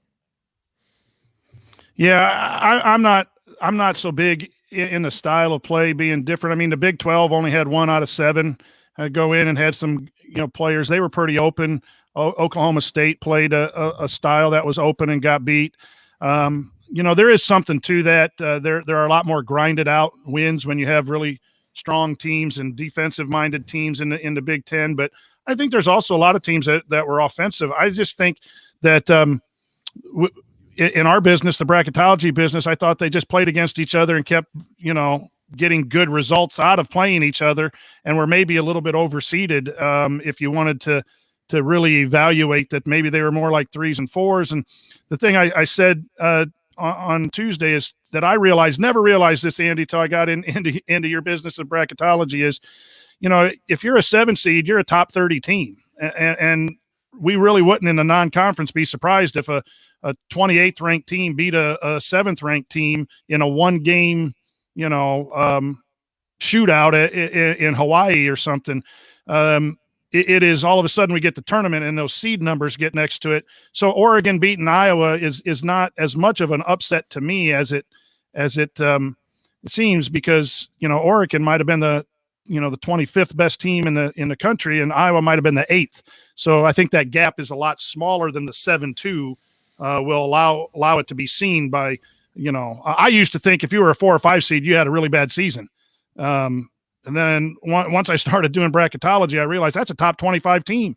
Top 20 team is your 5 seeds. So that's when it really hit for me, is when I was digging into those numbers. But as a casual fan, I would think a 7-2 was, my goodness, Iowa's really bad. No, it's just they ran into a buzzsaw.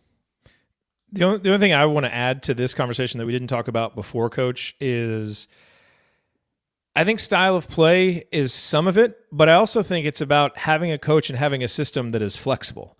Because when it gets to NCAA tournament time, you have to be able to adapt to different matchups. And so, one of the things that I've started to appreciate more about Porter Moser as I've dug into him is he's only made the tournament twice. It's a huge knock on him, right? But he made a Final Four, and now he's gone to a Sweet 16 where he beat a 1 seed. And you can look at that and be like, yeah, it's a tournament. It's a single elimination tournament. Do we really want to take too much from that? It's like, well, in all cases, no. But you look at what he's done, the teams he's beaten, and how they've actually adapted their style and kind of played teams differently. And that's hard to do, because you have to have the aptitude as a coach and the ability to communicate it on short notice to get guys to actually be able to do it. I think that's why people were so impressed by what they did against Illinois. So yes, it seems like there's certain styles of play that work, but you go back to what Bob Knight did in '87, where he just decided, hey, we're playing UNLV, let's just run with them. This is what we're going to have to do to beat them. So I'm not as concerned with a particular style as having a program that can adapt to the personnel from year to year, adapt to injuries that may happen in conference play, or to how you're being scouted, adapt to tournament matchups that you get where it's like, my God, we haven't played a zone yet, but let's figure it out. We haven't played a team with 2 bigs yet. How are we going to do this? But you have a coach and you have a system that can figure it out. That, to me, I think is the most important thing. I think with Moser too, what against Illinois, I mean, he found something that worked and just ran it into the ground because they never really figured out ways to stop it. And then they started to do some variations of the dribble handoff stuff with Krutwig in the at the elbow. But I mean, it was not I'm going to get too cute and try to do something else. It was just I found something that I can exploit, and I'm going to do it over and over and over again. What a concept, man. I know. Crazy idea. Crazy idea. I know. I'm with you. That Krutwig dude is just fantastic. We wrote an article in for Delphi Bracketology as he was one of the players to watch because of his passing.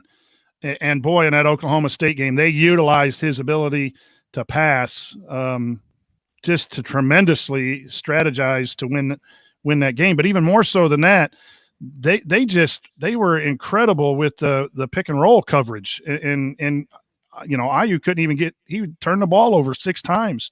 That was solid adjustments.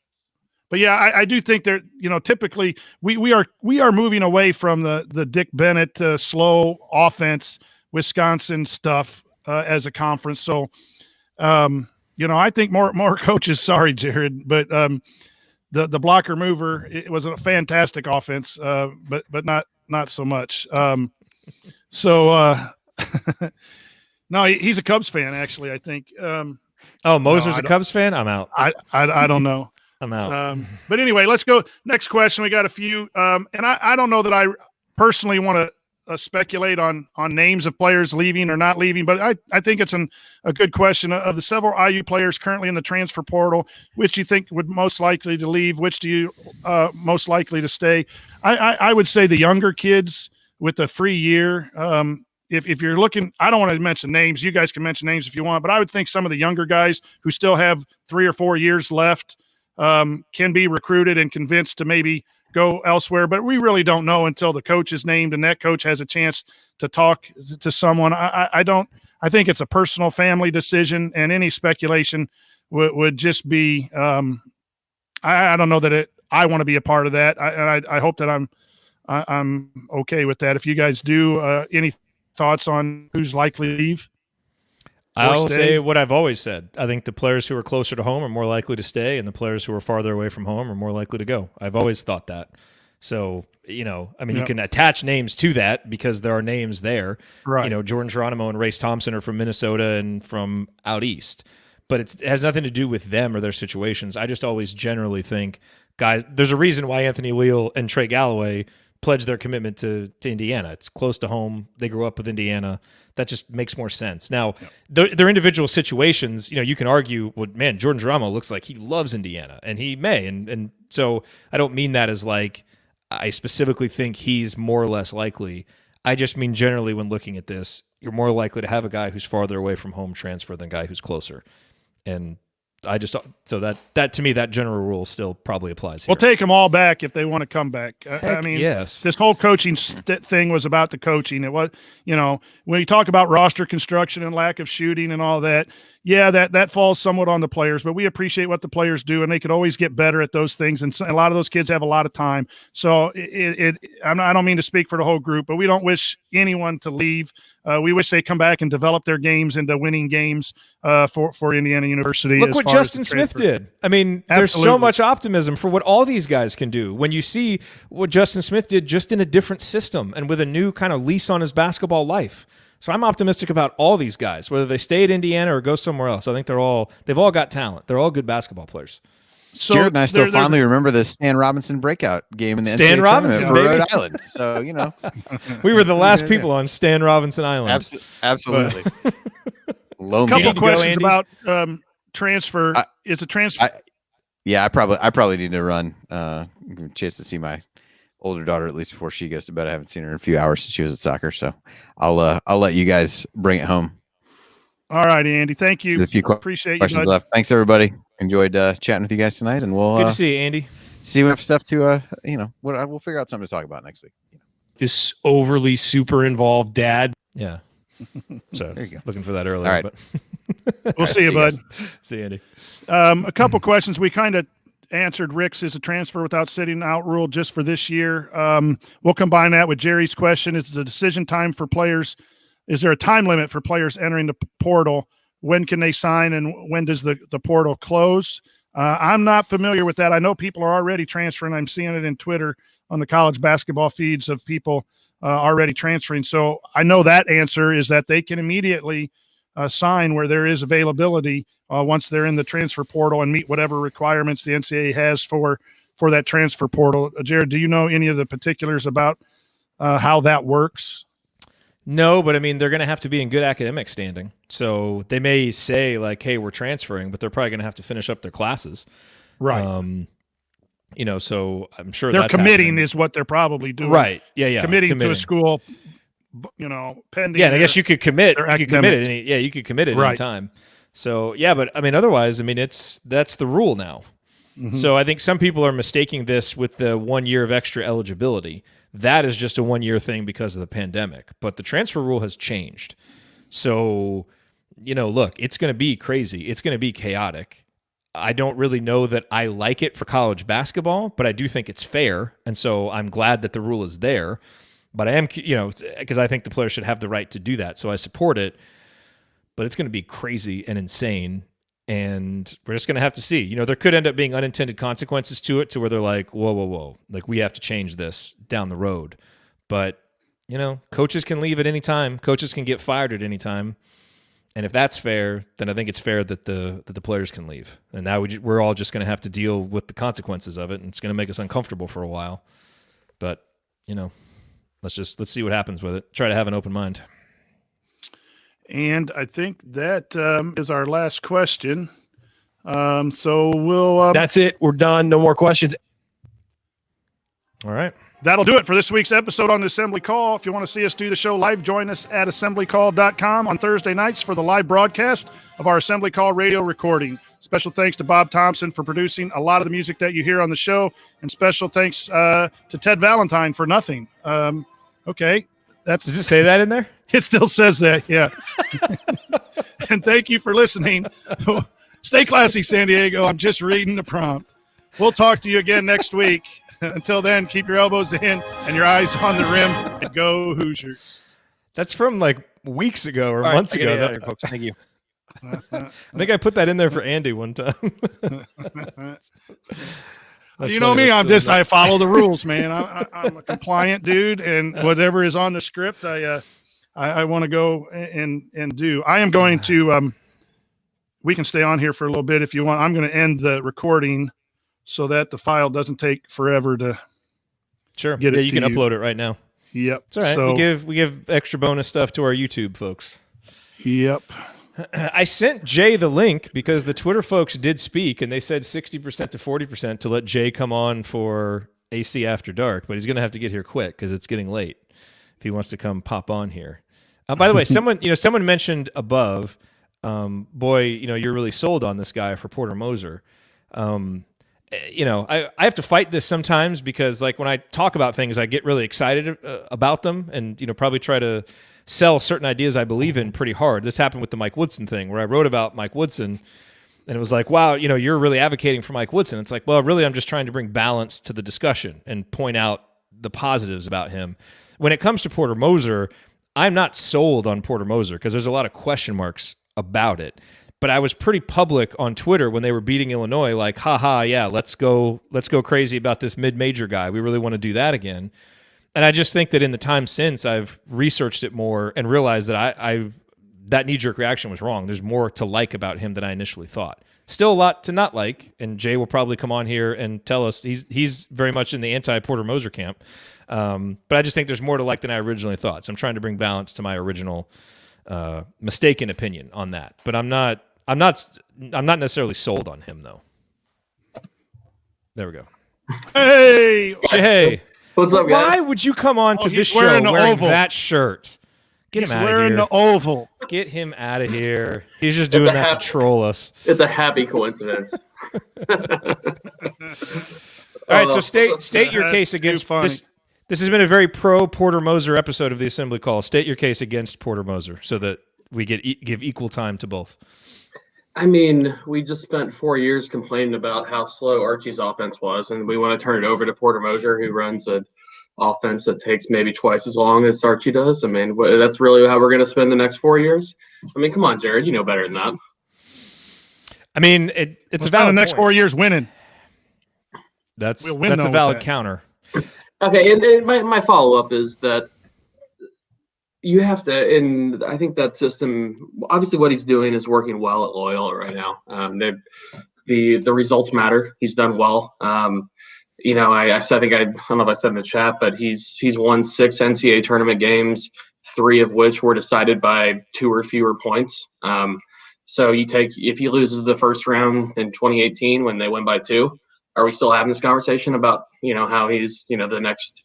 As what did Norlander say? He's the best mid-major coaching prospect since Brad Stevens. Is that what that happened today? I know you and Norlander became very good friends on Twitter today, but yeah. I mean, I think we just went through this 4 years ago. Where we had the up and coming mid-major coach, and I think Archie, in all honesty, was probably more qualified, had a better resume than Mosier did at this point. And he was, Archie was 15 years younger than Mosier was when IU hired him. So I think it's a reach. I think you're stretching a little bit, Jared, on your Mosier love that you've. No, it's not. It's not Mosier love. It is a bit of a reach. Like it's not the ideal candidate by any means. Here's what I do want to say. Let me play devil's advocate on Archie being more qualified, because there's 2 things about Mosier's background that I really like. One, if you're going to make the Archie to Moser compare, is it Moser or Mosier? I think it's Moser. Is it Mosier like a Z? Because there's just Moser, so I think it'd be Moser. I don't know. I think I think it's Porter Mosier. Porter Mosier. Okay, Porter Mosier. A lot of people can win and have won at Dayton. Almost no one has won at Loyola. And to me, that makes what he has done and what he has built at Loyola more impressive than what Archie did at Dayton. Now, the counter to that is he's been good at Loyola for 4 years.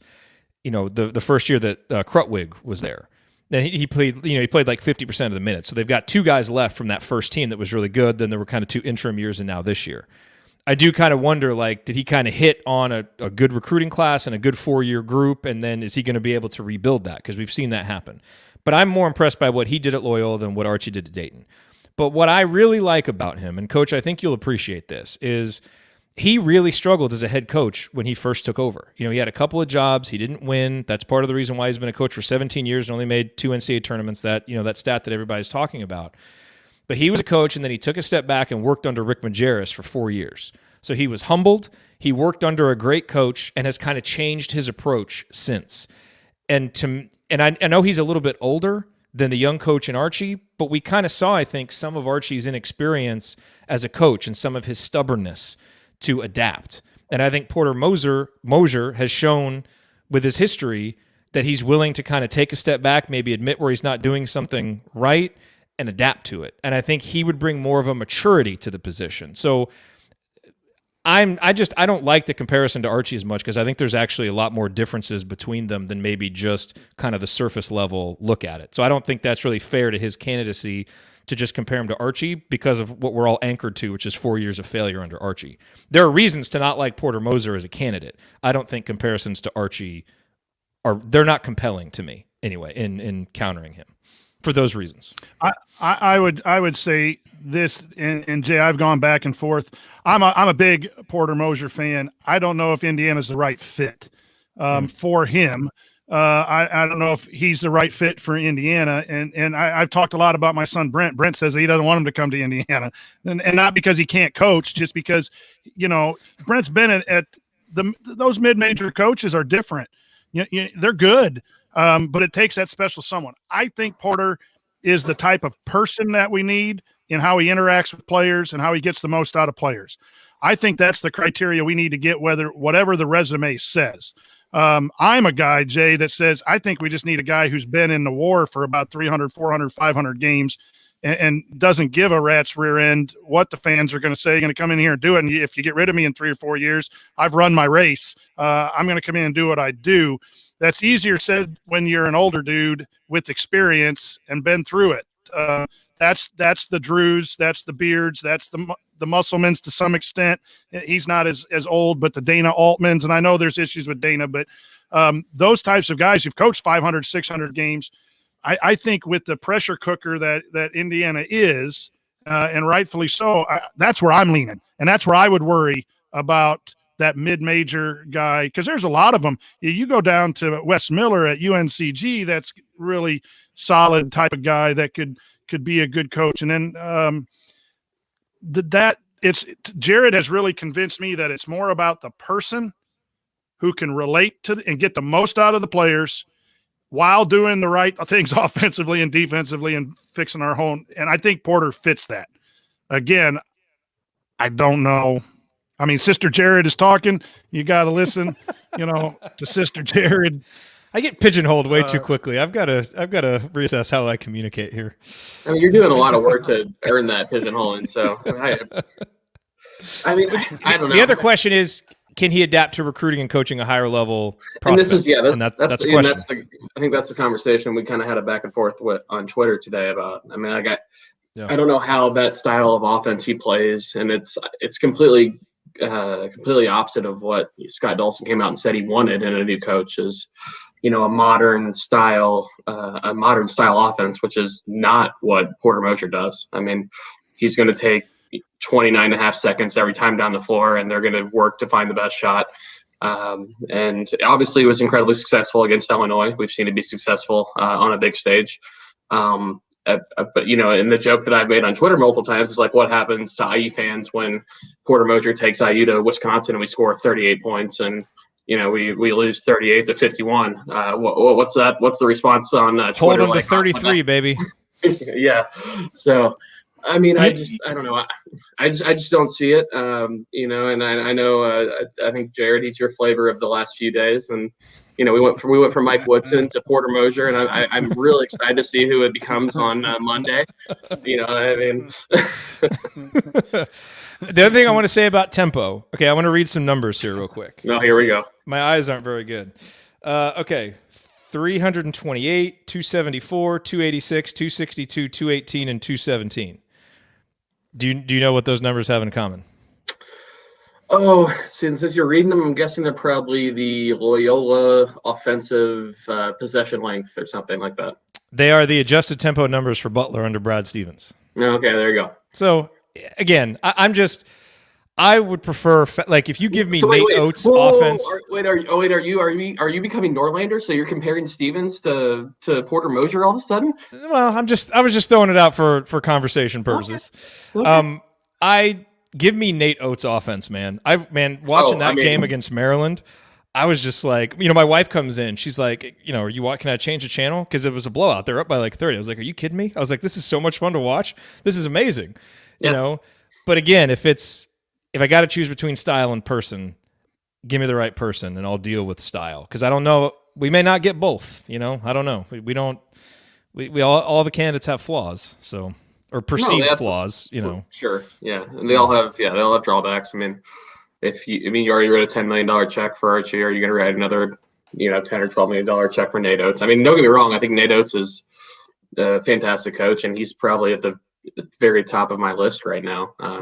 If you get into list, does the assembly call have official hot board? Like, are we on hot board like 8.0 right now, or we do not have an official hot board 7.5 or No, my allegiances they blow too much with the wind, so we could never settle on an actual hot board. Woodson and I look forward to a coach. You better start looking up the Oral Roberts coaches statistics. So I'm sure Jared, after they beat Arkansas, Jared's going to be all aboard the Oral Roberts coach train. I don't even know who that is. But I know their video coordinator. I can get him on an interview.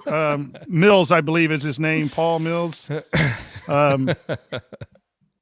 Apparently, he gave his card to a homeless person one time. So I'm sure he's very high up there on the Jared list.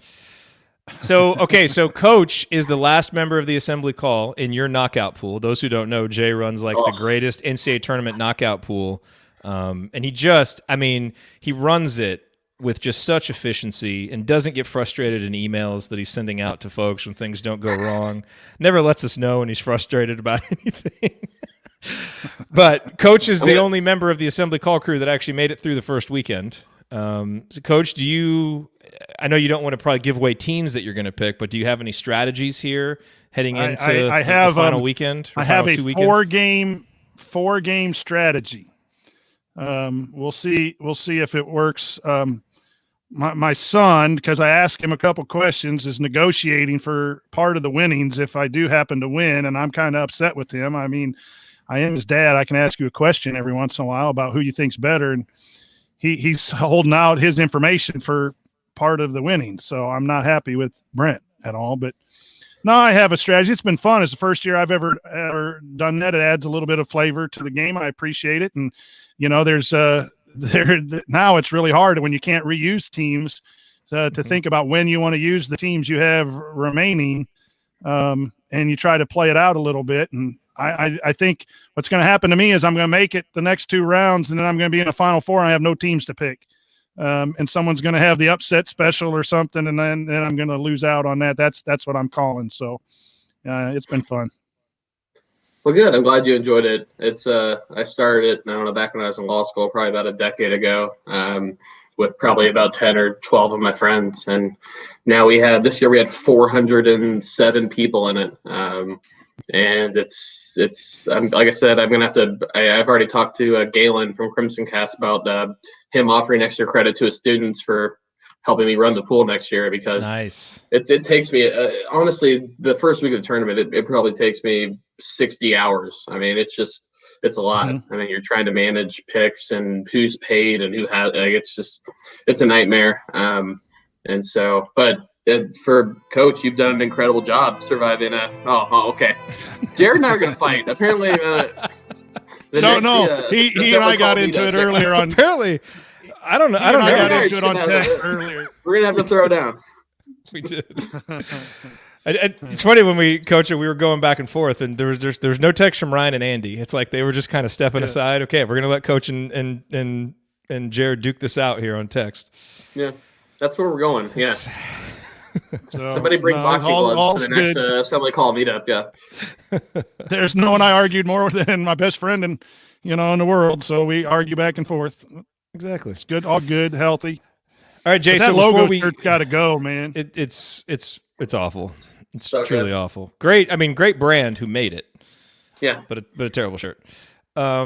Nice, Coach, sporting the bison. So, okay, before we go, Jay, so who were the guys at the top of your list? Like, answer your own question. Yeah. Okay, so I'd be ecstatic with Stevens, Beard, or Oates. What was the next level happy with? I think I'd be happy with probably Musselman. Man, it's tough. I want nothing to do with Scott Drew. Like I've sent 30 tweets about how bad a coach Scott Drew is over the last 10 years on Twitter. So I don't want to have to delete my Twitter account. I'd rather just not have to deal with that. So I want nothing to do with Scott Drew. I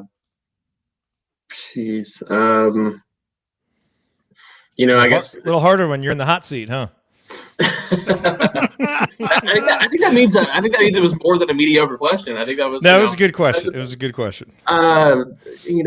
Satisfied. I mean, I guess I'd be satisfied with Mata or Beeline or.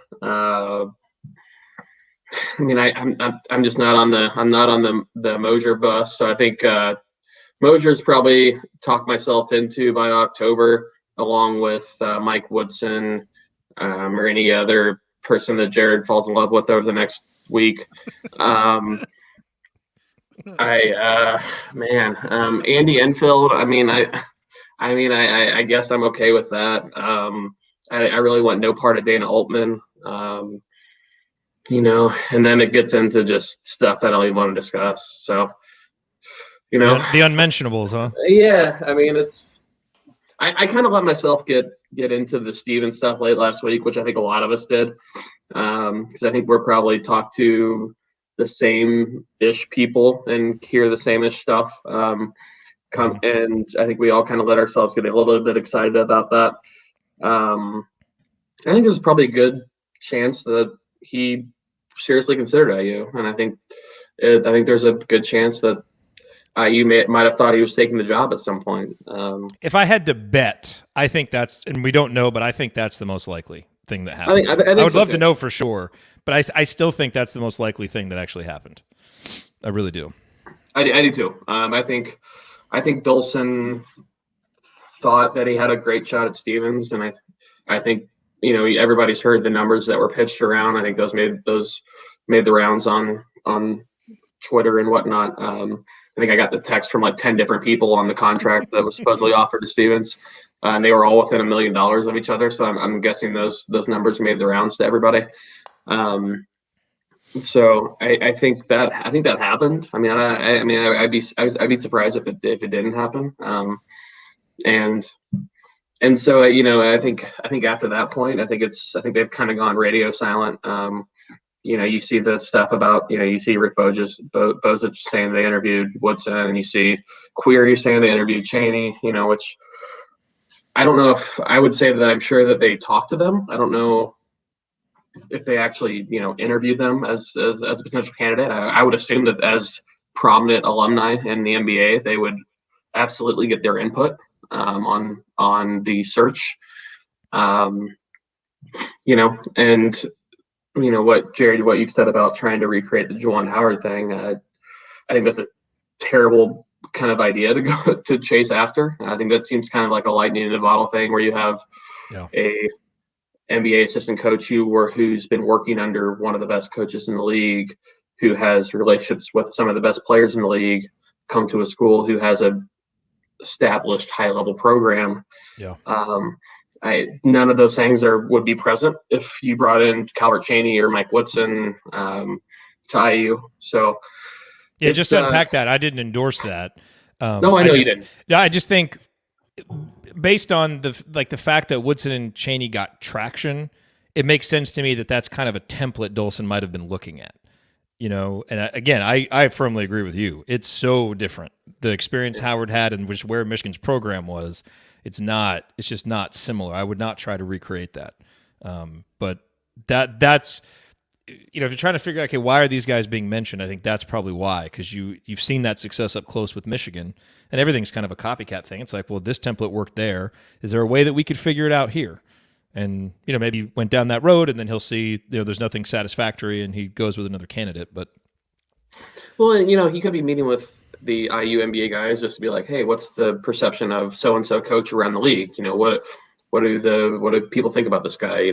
How does he prepares players for the league? What do agents think about this guy? I mean, so there's a million reasons why Sky Dolson might be meeting with Mike Woodson or Calvert Cheney or whomever it might be.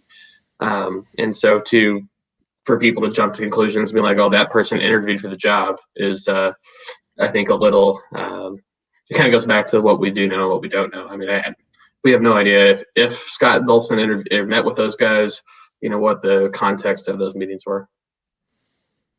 He did not interview any of us. I know that. Which is, maybe. Coach, that's where you were. I would support a Coach Tunso candidacy. No, it would be wrong. Don't have the experience. I'd be a great video coordinator or something like that, where I just sat and watched video all day. That would be my level. I would be willing to do that for the new coach. But no, do we really want Ryan on the bench as an assistant coach? I mean, that just sounds like a terrible idea. It might humble him a little bit. Nah. Although, I mean, if Coach has said if Coach wins the knockout pool, he doesn't need another job. I mean, he can retire right now. That is true. He's gonna hang him up. Yeah. We'll never see him again. He's gonna move to Mexico, and he'll just be gone. He's gone. Yep. He's gone. He'll be like Pete Bell at the end of Blue Chips, just going to some random blacktops and helping some kids with their shot, but nothing else. I was thinking more of like the beach on Shawshank Redemption, but something like that.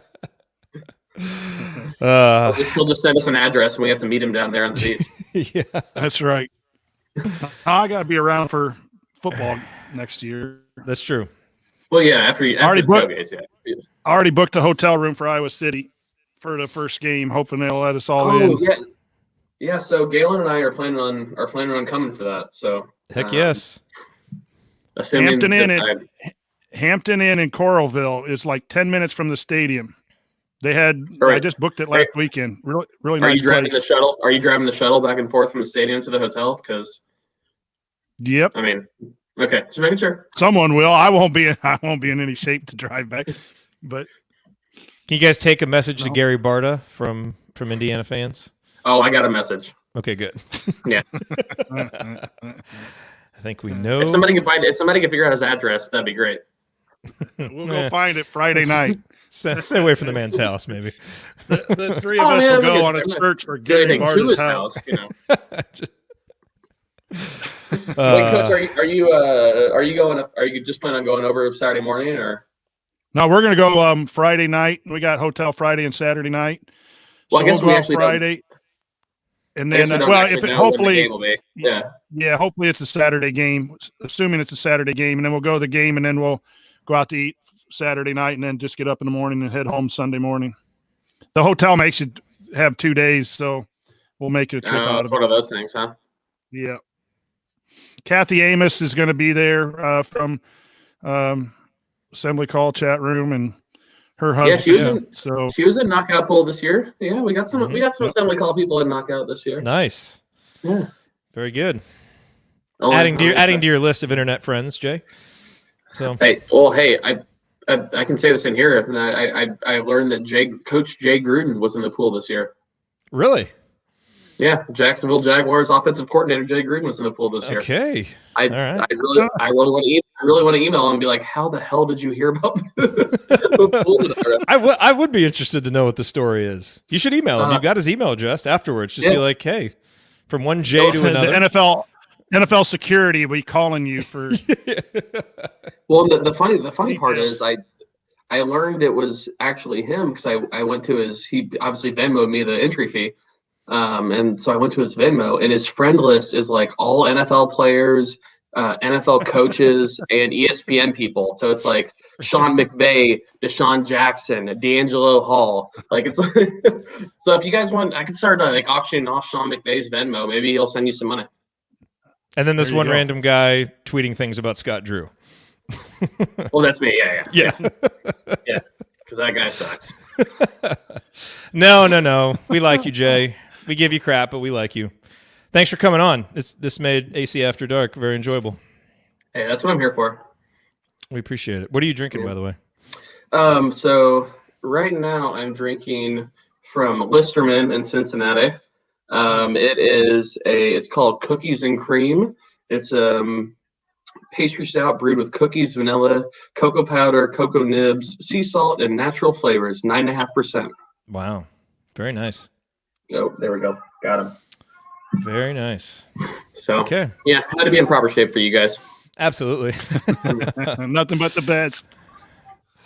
No mediocre efforts tonight. No mediocre efforts tonight. Yeah, and we'll have to. I mean, like I said, I'm willing to host a vaccinated assembly call get together this summer. Now that gonna have my new basement finished and nice. Okay.